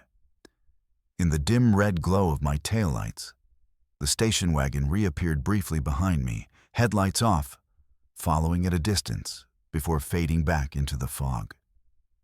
I didn't stop again until I reached the highway junction, miles away. Later, I learned from a geologist that the 1980 eruption fundamentally changed the topography of that area. What was once a steep but navigable slope became a fractured, unstable hillside prone to mudslides. The ravine where the Carsons' car had been found was buried under layers of volcanic debris, reshaping the land entirely. Yet the reports continued, always the same family, same car, same bend in the road. Some believe trauma imprints itself on landscape, especially in places shaped by catastrophe. Mount St. Helens didn't just erupt. It rewrote the memory of the land, burying stories beneath ash and stone. Maybe the Carsons are part of that memory now, replaying the final moments before everything changed. Or maybe they're still searching for the road they lost, trapped in a loop between the world before the blast and the one that came after. I haven't driven that route since. But I've spoken with others who have, hikers, truckers, late-night travelers, and their stories align with mine. The fog, the glow, the station wagon suspended impossibly over the drop. One woman told me she saw the father wave at her, slowly, deliberately, as if asking for help she couldn't give. Another man said he heard children laughing faintly through his rolled-up windows, even though no one was there. The most unsettling account came from a tow truck driver who was called to the area after a minor accident nearby. While waiting for the other vehicle, he walked to the guardrail and looked down. He swore he saw fresh tire tracks leading into the ravine, tracks that matched the width and tread pattern of a 1970s station wagon. When search and rescue checked the next morning, they found nothing. Just moss, trees, and the faint chemical smell of old car fluid seeping from soil that had been undisturbed for decades. I keep a photo of the Carsons on my desk now. A faded newspaper clipping from 1972 showing the family smiling beside their station wagon before the trip. Robert wears a plaid shirt, Linda holds a thermos, and the girls stand in front, arms around each other. They look happy, ordinary, alive.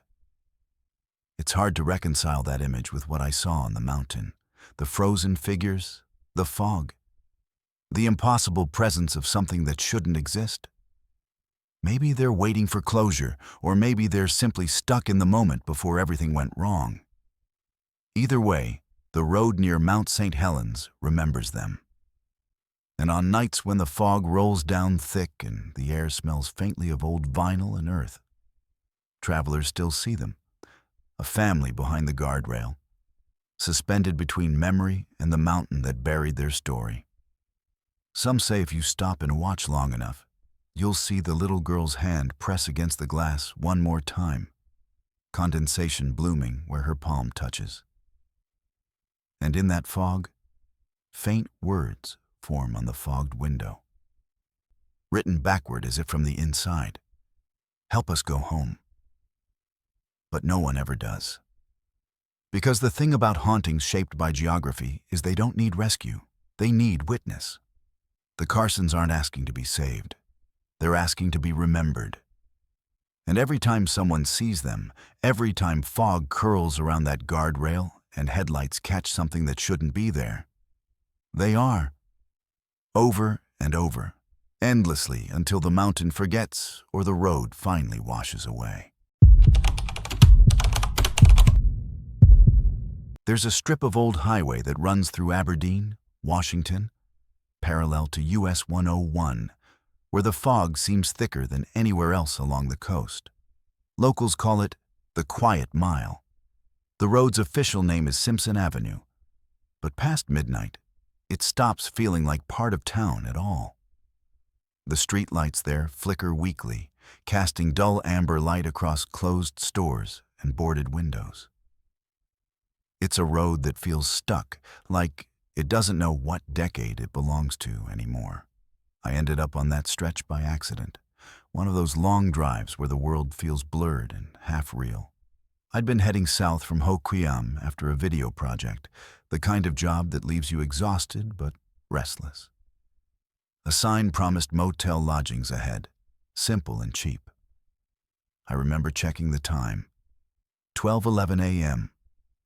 Rain had started again, soft but relentless, tapping out a rhythm against the windshield. My phone battery was nearly dead, GPS frozen. When the first neon light appeared through the fog, it felt like relief. The sign buzzed above the mist.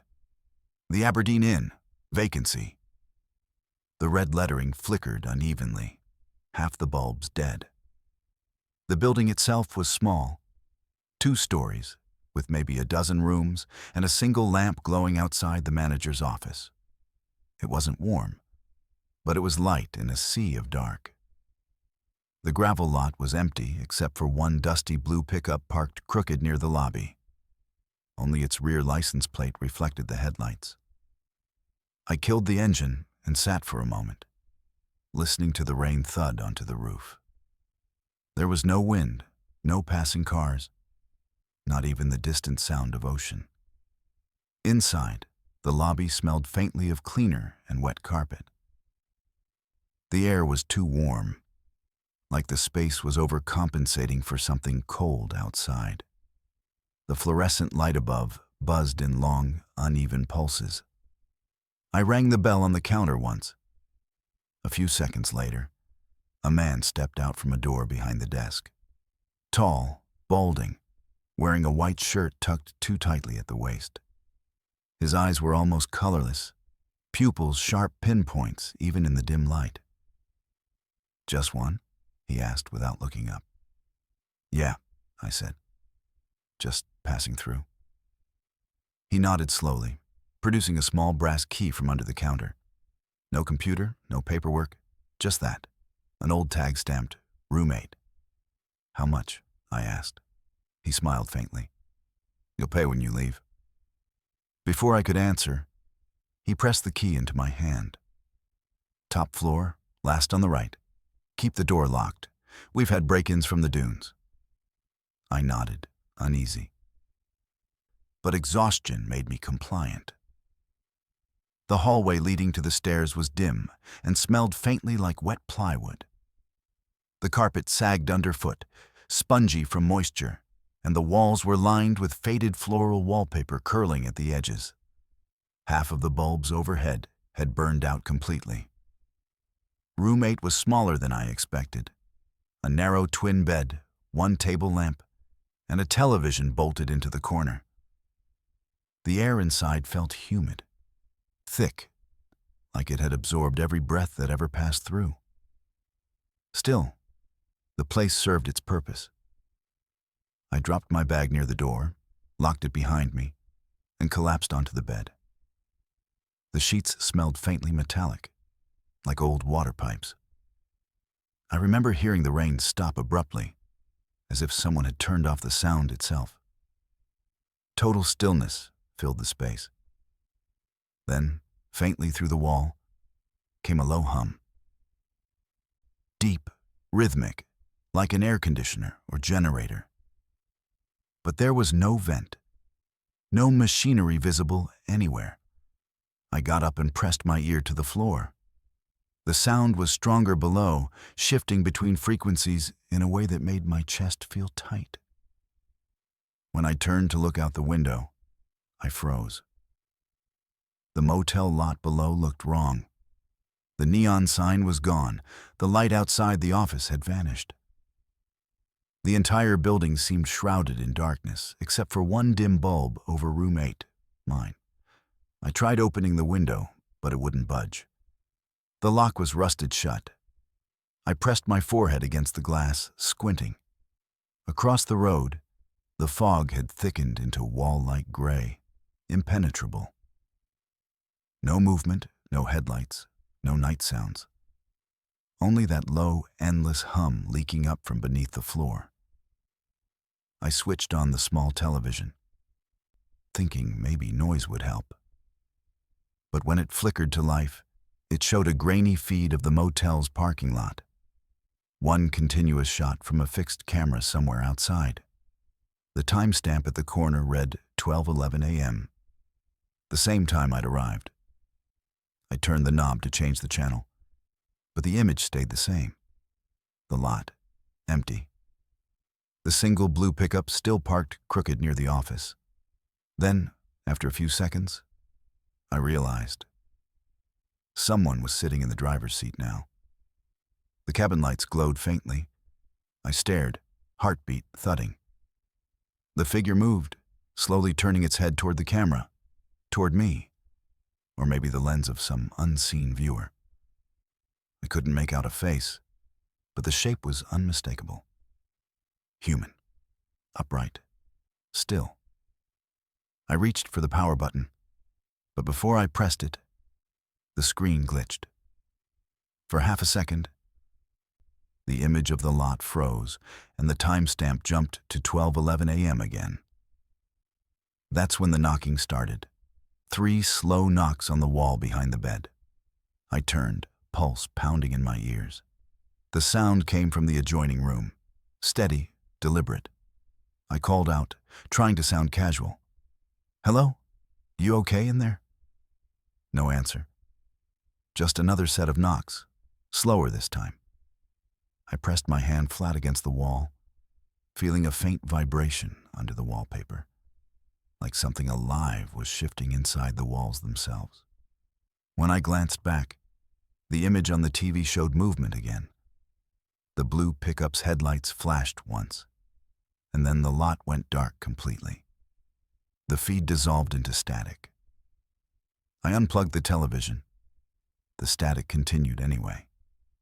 That was when I finally decided to leave. Sleep might dull reason, but there's a point where instinct screams louder than exhaustion. I grabbed my bag, pocketed the key, and stepped into the hallway. Every light above me flickered in sequence, one after the other, illuminating a tunnel of pulsing shadows down the stairs. The smell of mildew was thicker now, a damp, almost sweet rot. When I reached the lobby, it was empty. The counter light flickered weakly, reflecting off the wet tile. The manager's door was closed, but the hum I'd heard upstairs was louder now, vibrating through the floor. It had a rhythm, almost like breathing, or machinery mimicking human lungs. I knocked lightly on the office door. No response. I knocked harder, and the sound that came back wasn't from the door, but from behind me. Someone tapped, slowly, on the inside of the front lobby window. I turned. The fog outside pressed right against the glass, thick and solid as smoke. A handprint appeared on the other side, large, smudged, skin pale against the dark. Another pressed beside it, then another. They multiplied, forming a cluster of palms dragging slowly down. leaving faint streaks across the pane. I stepped back until my shoulders hit the counter. The air felt suffocating. The humming beneath the floor had risen to a near roar. I bolted for the front door, but when I pushed it open, a gust of warm, damp air met me. And beyond that, nothing. No rain, no cars, no sight of the highway. Just the glow of my car's headlights, illuminating a parking lot that no longer looked right. The motel seemed shifted somehow, angled differently, stretching away into fog that swallowed the edges of the building. I sprinted to my car, yanked the handle, locked. Through the glass, I could see the keys still in the ignition, though I remembered pocketing them earlier. My reflection in the glass wavered faintly, delayed, like video feed out of sync. Behind me, the motel sign flickered to life again. It no longer read vacancy. It read stay. I ran. I don't remember how far I went before the world adjusted again, fog thinning, streetlights reappearing, sound returning in a rush.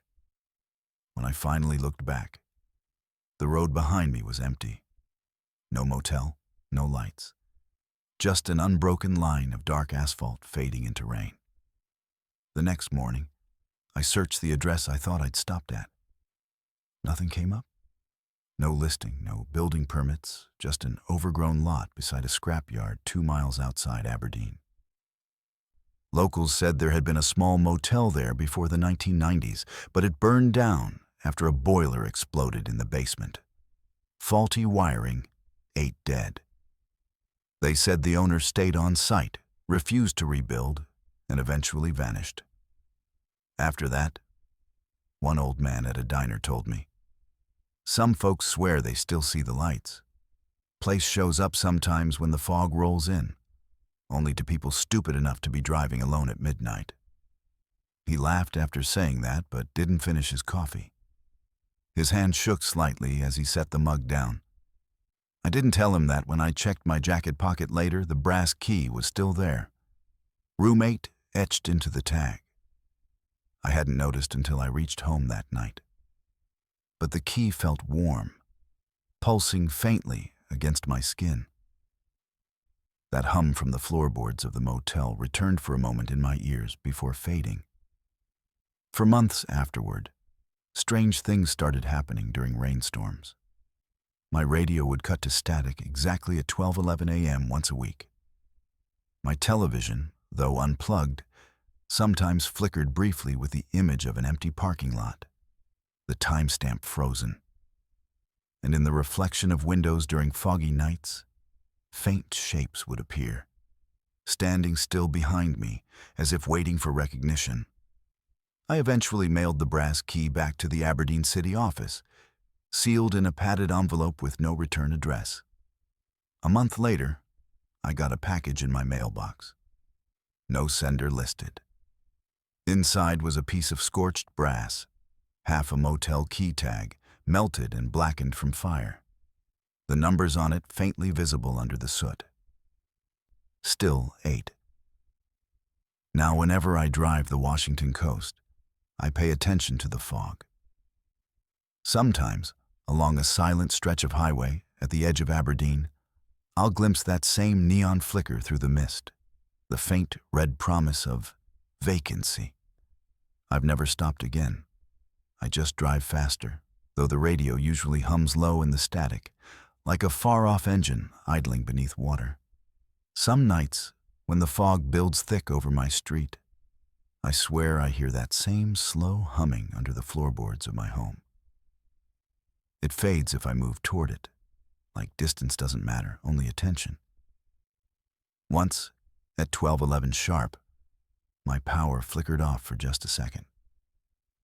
When it came back, the reflection in the black screen of my television wasn't my living room. It was the motel lobby. Empty, golden lit, doors closed. That key was the last physical thing linking me to that place. Oh, yet somehow I still feel like I never checked out. Maybe none of the guests there ever did. Maybe the Aberdeen Inn doesn't let people leave the way they came because it isn't a building anymore. It's a habit, a shape reality takes when you're too tired, too lost, or too curious. Once you've seen its sign glowing through fog, it remembers you.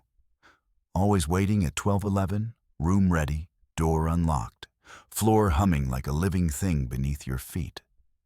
So if you ever find yourself driving through Aberdeen late at night and spot a red neon sign buzzing behind a curtain of fog, keep going. Don't glance at the windows, don't slow down, don't look for the clerk behind the counter. Because if the Aberdeen Inn appears for you, it means there's already a vacancy waiting. And when you step inside, the door locks quietly, not to trap you, but to make sure no sound escapes ever again. There's a pedestrian bridge on Snoqualmie Pass that crosses over the interstate. A narrow steel walkway connecting two trailheads high above the snow line. During the day, hikers and travelers pass over it without a thought. But at night, especially in winter, it sits silent, surrounded by fog and the echo of passing semis below. Locals call it the Boys Bridge. The name came long before anyone remembered the real story behind it. But among truckers and rescuers, the legend never died. I drove that road more times than I can count. The sweeping mountain highway between North Bend and Ellensburg has always had something melancholy about it.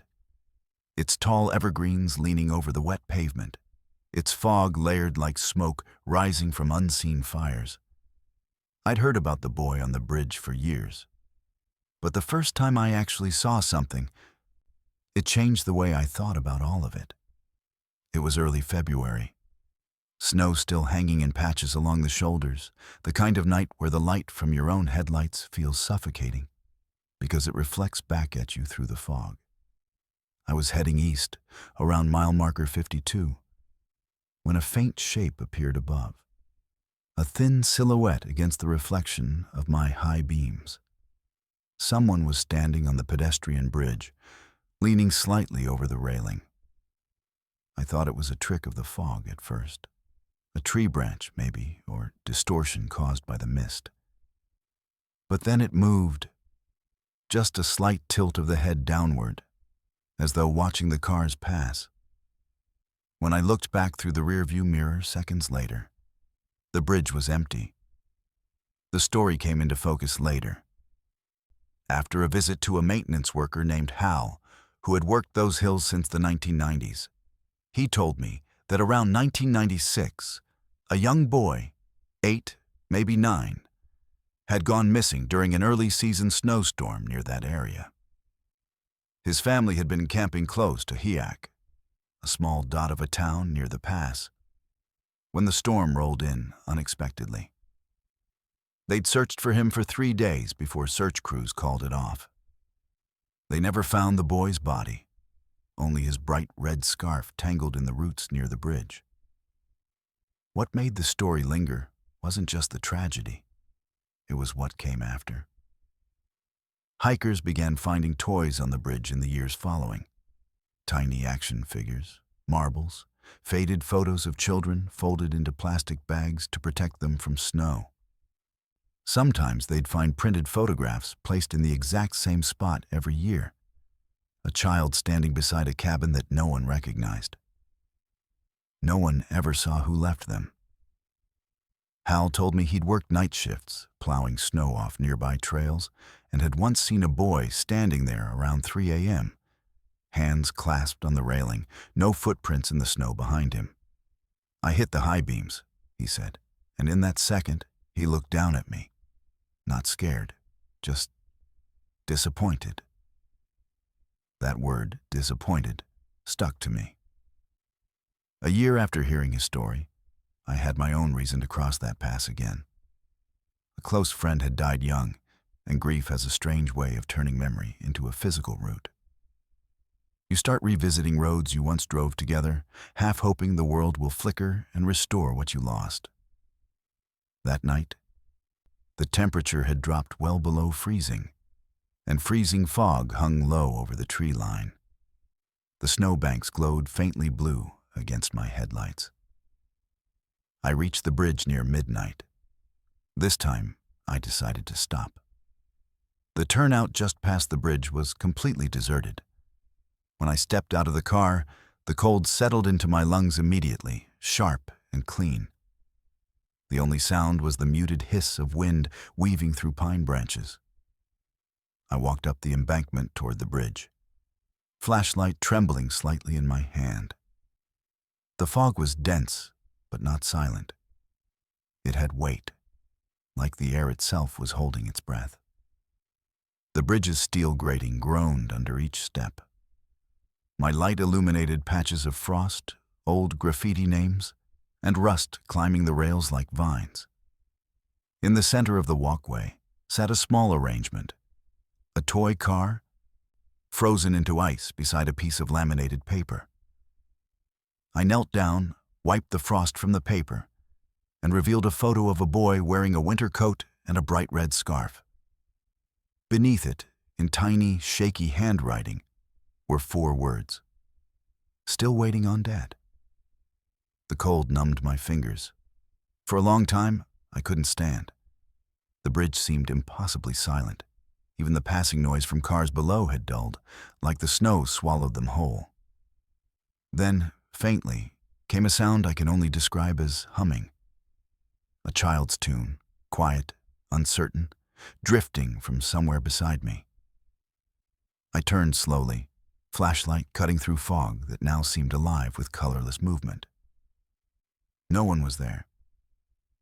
But against the thin layer of frost on the metal railing, I noticed small handprints, 4 of them, pressed clear into the ice, darker than the rest. I reached out reflexively and felt warmth radiating from the spot as though someone had only just touched it. That's when the humming stopped.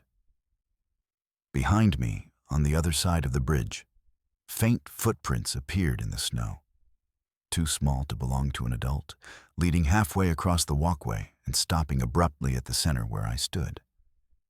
And then I heard it. Soft footsteps crunching slowly toward me, one after another. I couldn't move. The air buzzed with static. I spoke without knowing why. "You're safe, okay? You're okay." The fog thickened again, swirling around me. For one brief second, a shape materialized through it. A small figure standing near the end of the bridge, wearing a hood, a red scarf trailing behind him. The scarf swayed though the air was still. His face was shadowed, but his posture was calm, even serene. When I blinked, he was gone, leaving only the faint smell of smoke and pine sap.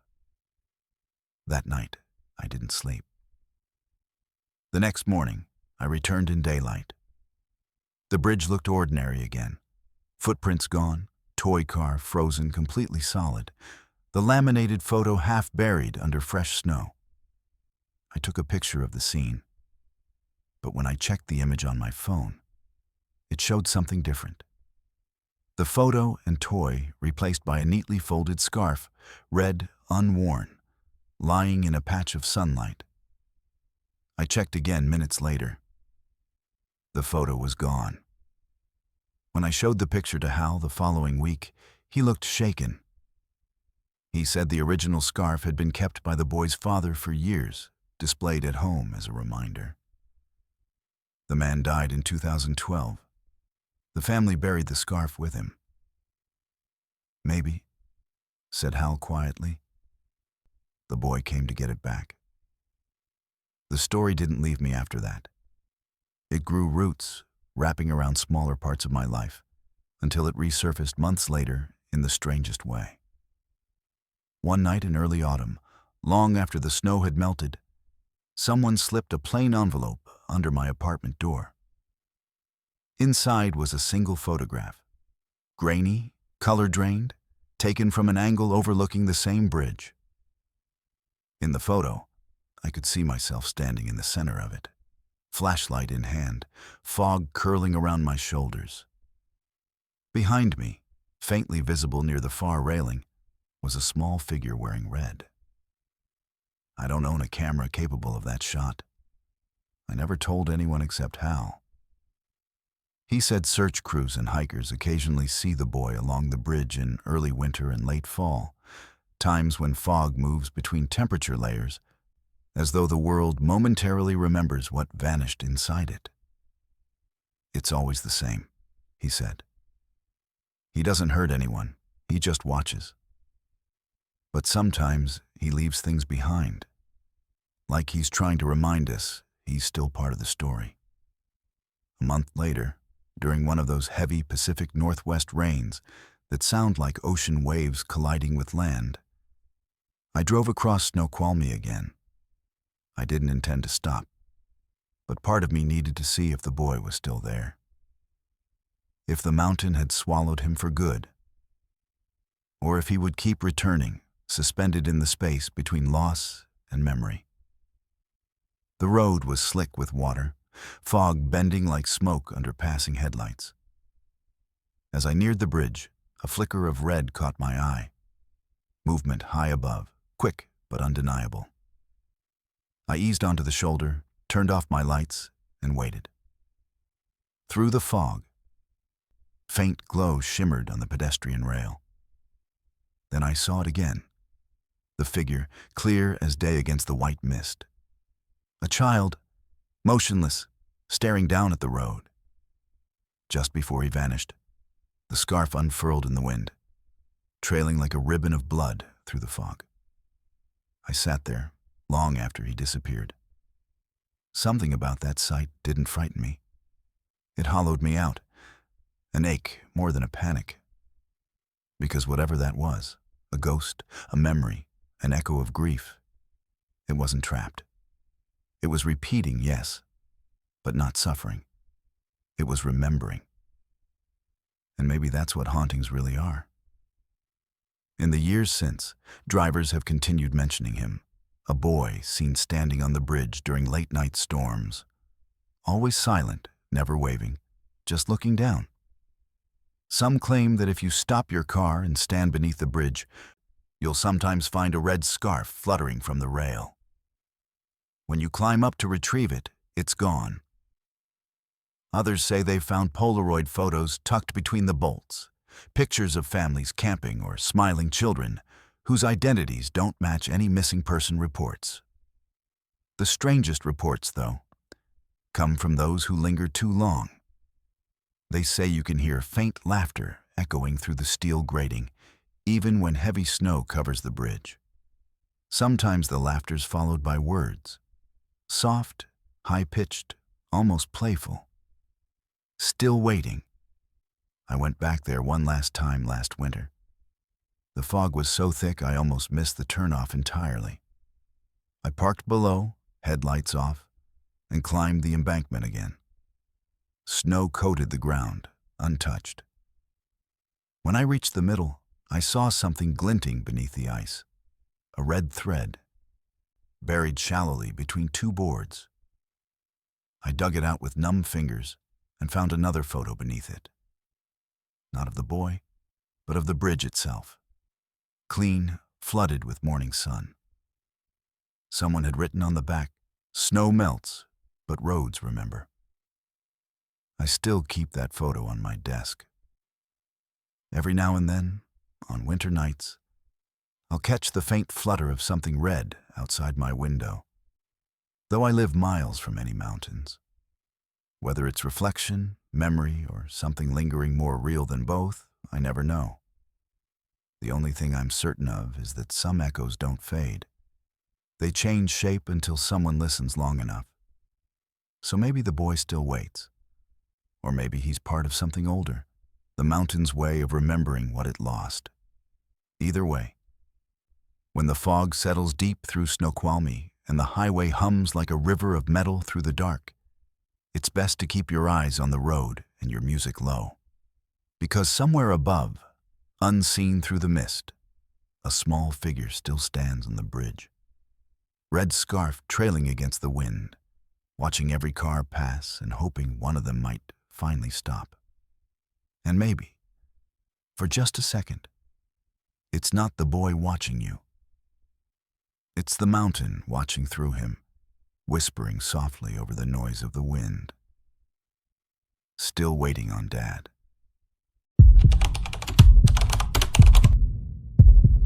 It started as a humming. Barely a vibration at first, the kind that vanishes if you tilt your head. But it grew louder, until it wasn't behind us anymore. It was in the car, inside the metal and fabric, in the air, in our throats when we spoke. There were 3 of us driving back from Idaho that January. Me, Mark, and his sister Leah. We'd spent a week chasing cheap snowboarding runs and empty trails, all laughter and bad coffee. By the time we hit Highway 12, winding through the dark forest toward the coast, we were ready to be home. The sky had collapsed into rain clouds that pressed low against the mountains, turning the road into a ribbon of gray water. The first time we heard it, we were somewhere west of Packwood. Leah noticed it before we did. "You hear that?" she asked, frowning. I turned down the radio. A low, steady hum vibrated through the car, deep, mechanical, like distant machinery. But there were no power lines, no factories, just forest and fog. Mark smirked. "Probably the tires. These chains rattle like hell." It sounded logical. Until the hum changed pitch, rising, lowering, echoing off invisible walls as if moving around us. We listened in silence as it pulsed once, twice, and then stopped. That was the first night. By the time we crossed into Washington, it had returned.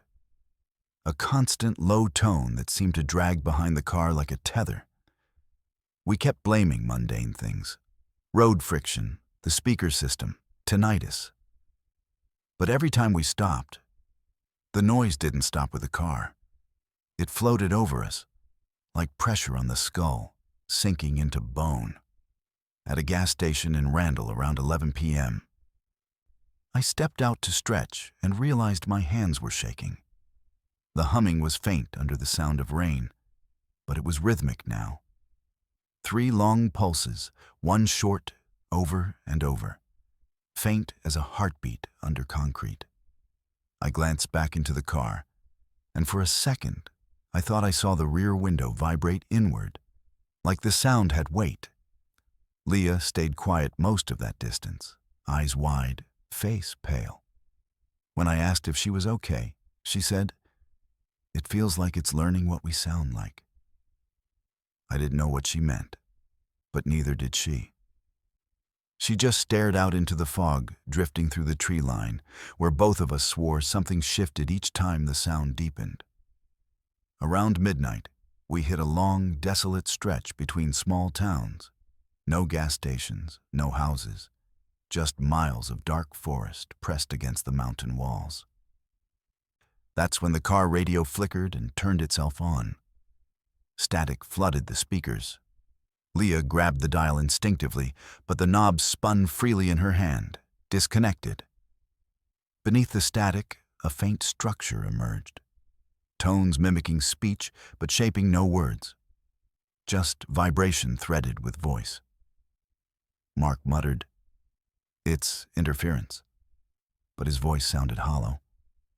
The humming grew louder, weaving through the car like static underwater. When it finally stopped, all of us exhaled at once, an awkward trio pretending nothing happened. Then, Leah whispered, "It's inside the trunk." We turned toward her. She wasn't joking. Her eyes were locked on the rearview mirror. The sound was back, thudding softly, mechanical, slow, coming from the back of the car. Mark killed the engine. The noise didn't stop. It just kept pulsing. Slow and steady beneath the rolling fog outside.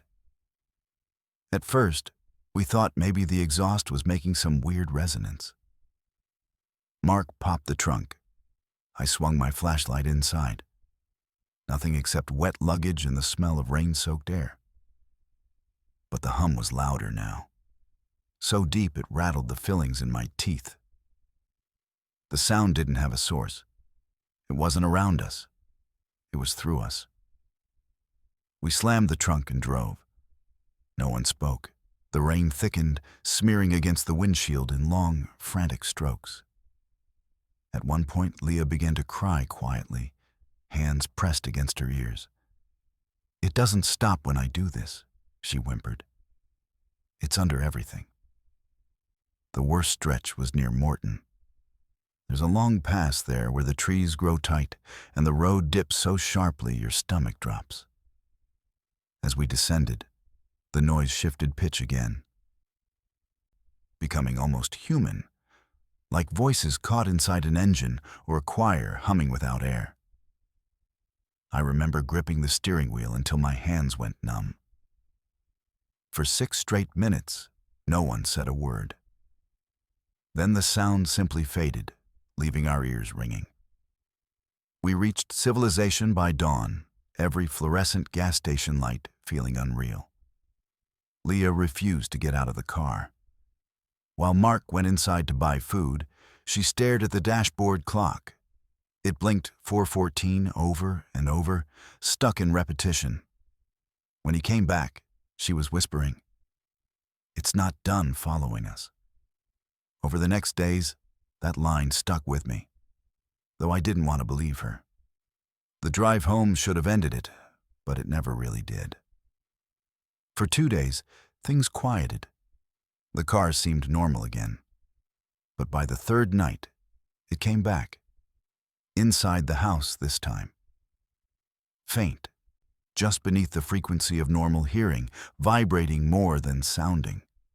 My speakers would hum, even when unplugged. The refrigerator seemed to pulse in sync with it. I lay in bed that night listening as the sound built slowly until my walls trembled. I called Mark the next morning. He sounded brittle, exhausted. "Leah's hearing it too," he said, "and it's not in her head. The whole apartment hums." He laughed dryly, like someone trying to make a joke feel safe. Every clock's frozen at 4:14. I didn't sleep that night. I remember checking the power meter outside, completely normal. No surges, no hum.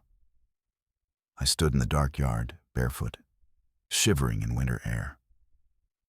But the vibration came from the ground itself, traveling upward through my legs, pulsing between bones. It wasn't mechanical anymore. It felt alive. Over the next week, things escalated. The sound began syncing with us, matching our breathing rhythms, our speech patterns. When I'd breathe in, it would fade. When I exhaled, it'd swell slightly, as though responding. I recorded it once in the living room. The playback revealed something worse. Beneath the tone, buried under layers of static, were whispers. Not words, but drawn-out breaths shaped like imitation. Every attempt to isolate them made the file distort, as if resisting analysis. Meanwhile, Leah stopped answering calls. When I drove to their apartment, the blinds were drawn tight. Mark finally opened the door after I pounded for several minutes. He looked hollow-eyed, skin sallow. The entire place was dim, quiet, yet buzzing faintly in the air, like electricity leaking through unseen wires. Leah sat on the couch, head in her hands, humming softly in a low, steady tone, the same pattern we'd heard on the road trip. I backed away slowly, whispering to Mark, "You need to get her help." He shook his head. "We tried. The doctor said tinnitus, said stress could make her hear things. But that doesn't explain why I'm hearing it too." He glanced around the room, as though expecting the walls to breathe. "You ever think maybe it's not a thing in our ears? Maybe it's something looking for resonance?" He tapped his chest, like it wants to use us to keep itself alive. I wanted to call him crazy, but I couldn't, because even as he spoke, the floor beneath us vibrated faintly. subtly matching the cadence of his voice. I left that night and never went back. 2 days later, he called me again, 2 a.m., whispering. "It stopped outside," he said. "Now it's just inside her. I can't..." And then silence. When I called back, no one answered. When police investigated days later, they reported an unexplained power surge localized to their building. No signs of violence, just what they called prolonged carbon monoxide exposure. No neighbors reported smell, no fault found in the detectors. Both were found sitting on the living room floor, leaning against each other, eyes closed. No struggle, no pain. Like they heard something only they could understand. They ruled it accidental. I'm not sure what I believe. After the funeral, I started keeping notes. Every night around the same time, 4:14 a.m., I still feel the faint vibration under my bed. Some nights it fades quickly, others it lingers long enough to rattle picture frames. I haven't used my car in months. I hear it outside sometimes too. Distant, almost comforting in its rhythm. Experts talk about infrasound, low frequencies just below the human hearing range that cause unease, nausea, even hallucinations. Maybe that's what it is. Maybe something in those mountain valleys holds sound differently, bending it, trapping it, until it unravels along highways like a thread too taut to snap. But sometimes, when fog settles thick in my neighborhood, the sound gets stronger. I'll stand near the window and swear it's moving, closer 1 minute, distant the next, circling the house like an unseen vehicle. The pattern never changes. 3 long pulses, 1 short. A researcher I emailed once told me something unsettling, that certain harmonic patterns can cause human tissue to vibrate microscopically in sync with external frequencies. He said, if you're exposed long enough, your heartbeat can mimic it. The hum, he wrote, can fold itself into your biology. Lately, that thought keeps me awake, because I've started catching myself humming without realizing it. Same rhythm, same tone, sometimes while cooking, sometimes at work. Once, while brushing my teeth, I caught my reflection moving slightly out of sync, like the glass hummed differently.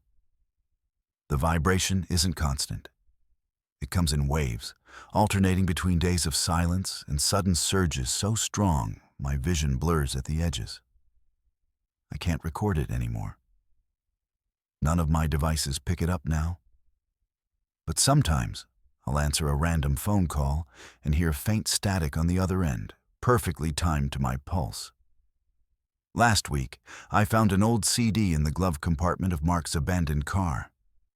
The case was blank, no label. Against my better judgment, I played it.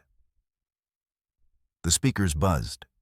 3 long hums, 1 short, looping over and over. Halfway through, a faint voice joined, buried in the noise. It sounded like Mark, whispering, "Don't listen." I ejected the disc, but even after, the pattern kept echoing through the speakers, unpowered, faint, endless. Since then, the humming never stops. It hides under noise, beneath the hum of my refrigerator, the distant traffic, even my own voice. It follows me from room to room, like breath that never quite leaves.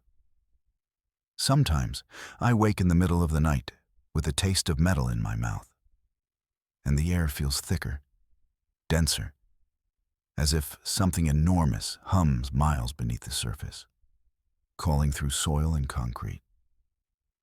The sound becomes almost language, a physical whisper vibrating through bone.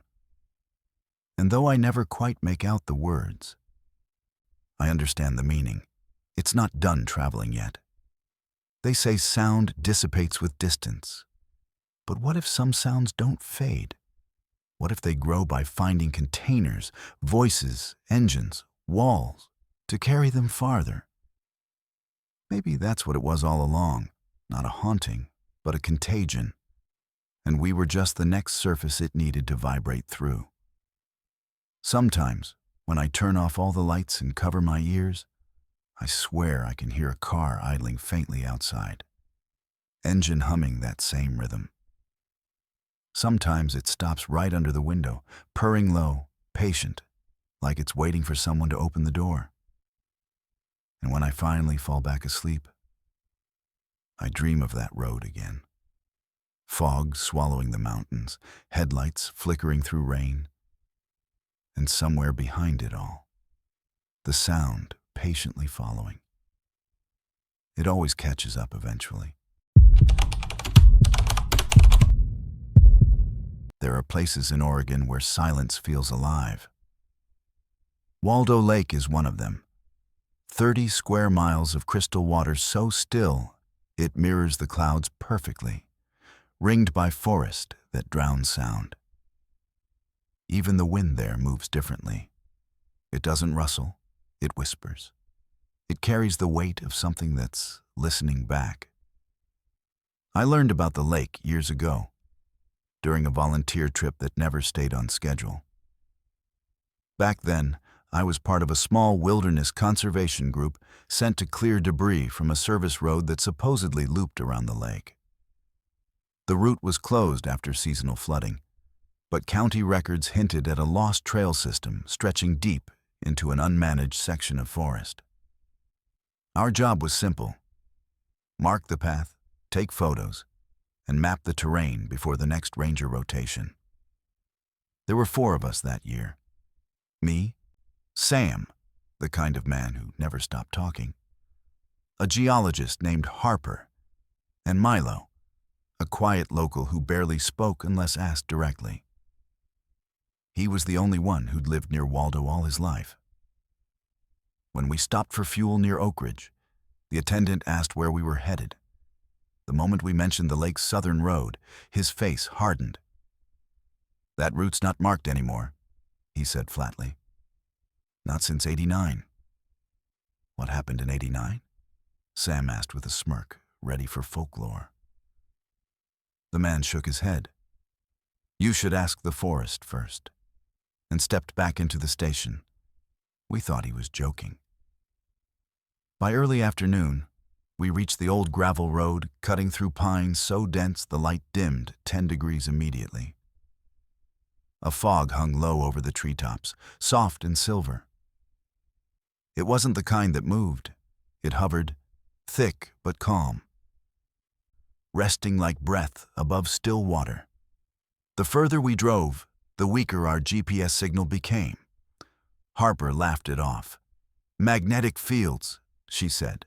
"Volcanic layers underneath this whole area. It screws with compass readings." By dusk, the trail markers dwindled. We found an opening just wide enough for tents and parked beside the ruins of what looked like an old maintenance station. Half collapsed, roof gone, concrete slab cracked with moss veins. That evening, the lake glowed faintly under moonlight, still as glass. You could see straight to the bottom, every polished stone, every drowned branch.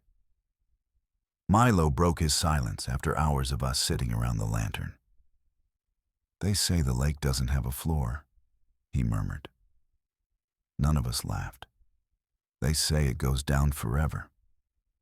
Not water, something else below all that clarity."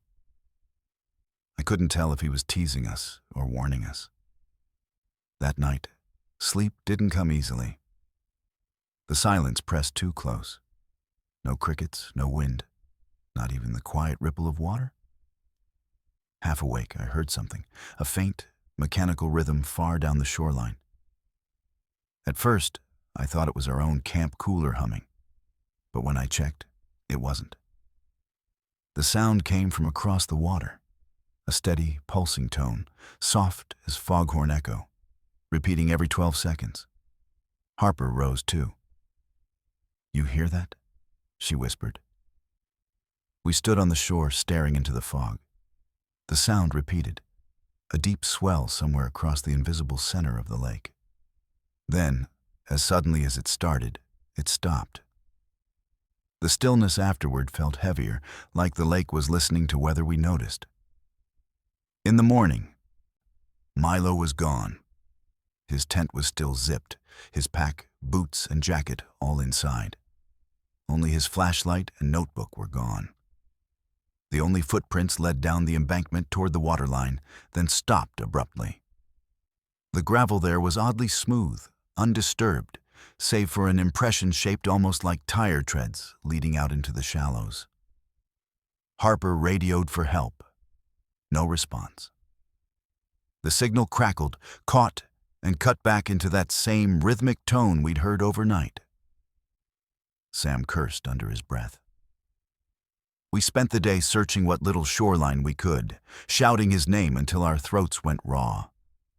No echo came back, not even the usual reflection of sound bouncing off the forest. Everything swallowed noise faster than it left our mouths.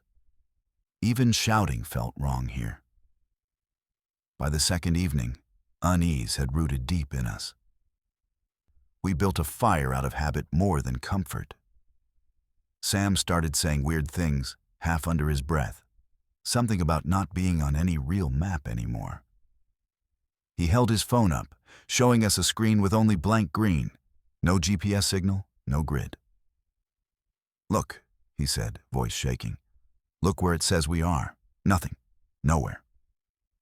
Just before midnight, another sound joined us, distant but deliberate. The low hum again, now accompanied by what sounded like rolling gravel. A slow, mechanical grind beneath the stillness, as though stone were being crushed in a rhythm. We turned our lights toward the water and saw faint reflections shimmering far out across the lake. Two small points moving steadily in parallel. "Headlights," Harper whispered. "But there's no road." The points drifted closer, cutting thin wakes across the glassy surface. I realized then, they weren't lights moving toward us. They were reflections of something above. When we looked up, fog had reshaped into thin vertical lines glowing pale blue against the clouds, like the outlines of a roadway hanging overhead.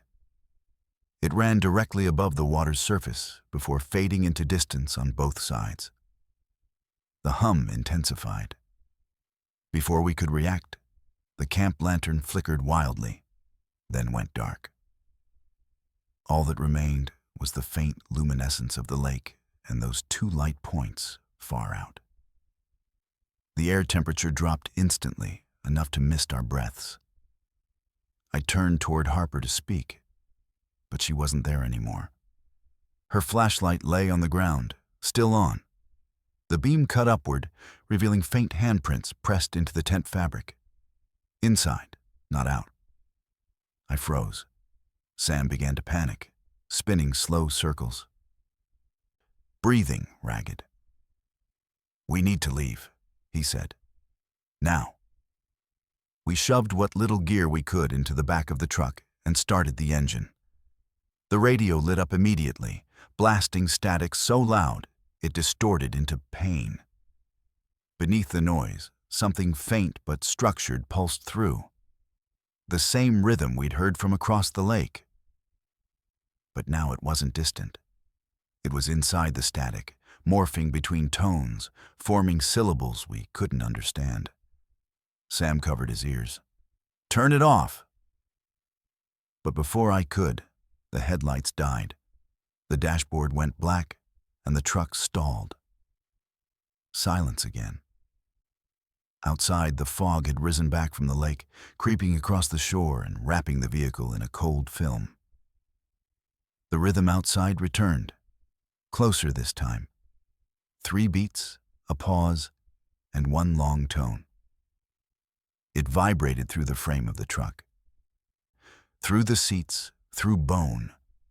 I gripped the steering wheel, too terrified to move. Then faintly through the mist, we saw movement along the waterline. Dozens of faint shapes standing ankle-deep, facing the lake. Not people. Not exactly. Lined silhouettes, all motionless, outlines barely discernible. It was like shadows projected in fog, every one of them facing away from us. Heads slightly bowed, Sam whispered, "Milo?"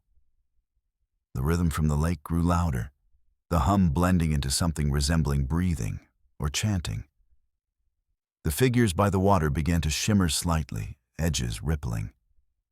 For a moment, I swore I saw their outlines flicker, replaced by images of vehicles sunken half beneath the shoreline, lights blinking faintly underwater. One after another. Sam bolted from the truck. I screamed for him to wait, but his figure dissolved almost instantly after he crossed into the fog. His footsteps faded, replaced by 2 wet splashes. Then silence. I don't remember falling unconscious. But when I came to, dawn had already broken. The fog lifted to reveal nothing. No camps, no footprints, no truck, no road behind me. Only a thin path of flattened grass leading down to the water. Waldo Lake looked the same as always, perfectly clear, perfectly still, hiding depth too immense to be real. I walked until my legs gave out, until rescue crews found me days later on the western trailhead, exhausted and delirious. They told me I'd been missing 3 days. When I explained what happened, about the missing 3 people, about the sounds, no remains were found. Not a single boot print, not a torn fabric, not a trace of them anywhere in the forest or water. Only one object was recovered. Harper's field camera, discovered in shallow water near where we'd camped. When the photos were printed, most were blank from water damage. But one survived, taken from an angle roughly near the shore at night. In the center of the frame was the lake, the reflection of those same thin blue lights descending from the fog, mirrored perfectly in the water. Across the bottom edge of the photo, written in faint pen, were 3 words: "Road still moving." I left the group after that. I stopped volunteering for wilderness mapping. For years, I avoided even reading about the Cascades. Still, the memory clings, resurfacing in dreams. Sometimes, I hear the same low-frequency hum in everyday machinery. A refrigerator compressor, the rumble of an airplane, the growl of distant traffic. It always comes in the same sequence. 3 short pulses, 1 long. Last summer, I visited Oak Ridge again for the first time since it happened. I told myself it was closure. I stopped by the same gas station, the same attendant still there. Just older now, slower. When he recognized me, his expression darkened. "You went out there, didn't you?" he said quietly. I nodded. "How did you know?" He sighed, looking out at the forest line. "Because they never seal that road. Every few decades, somebody drives it after freeze-thaw breaks shape again. People always think it's a service track, always end up hearing it before they see it." "Hear what?" I asked. "The road," he said. "The one that never stopped moving after the flood landslide buried it in '89. Couldn't fill it in. They tried for weeks, but every morning, new cracks, new path cutting a little deeper toward the lake. Machinery stopped working within miles of it. Some engineers said it wasn't land at all. It was hollow earth shifting in resonance with the water. Like something under there breathes different." He leaned back on the counter, eyes fixed on me. "If you heard it humming, then it already marked you. You'll know when it's near again. The air gets quiet, then the tone starts under your ribs. That's when you stay still. Because if you follow it, you'll never find a way back up." I left without saying anything else. But sometimes, on long night drives through Oregon's back roads, I catch the faintest vibration under the asphalt, steady, patient, humming in that same pattern. It never lingers long, it just passes through like memory carried by the ground itself. Some say Waldo Lake holds some of the clearest water on Earth. That's because there's nothing left alive in it. Not fish, not algae, not even sound. The locals say the purity comes from the depth swallowing every trace of noise until it smooths itself into silence. But I know better now. Nothing that deep ever stays still. Because underneath all that glassy calm, something keeps breathing. An ancient rhythm crawling through the stone, finding new cracks, reshaping its root 1 inch at a time. And on quiet nights, when the mist settles low, it remembers those who tried to map it, and hums the pattern it taught us across the asphalt miles away, waiting to see which of us will listen long enough to follow. The last road through Waldo Lake never closed. It just sank beneath mirror water, still paved, still humming, all that weight of forest above it, learning to breathe.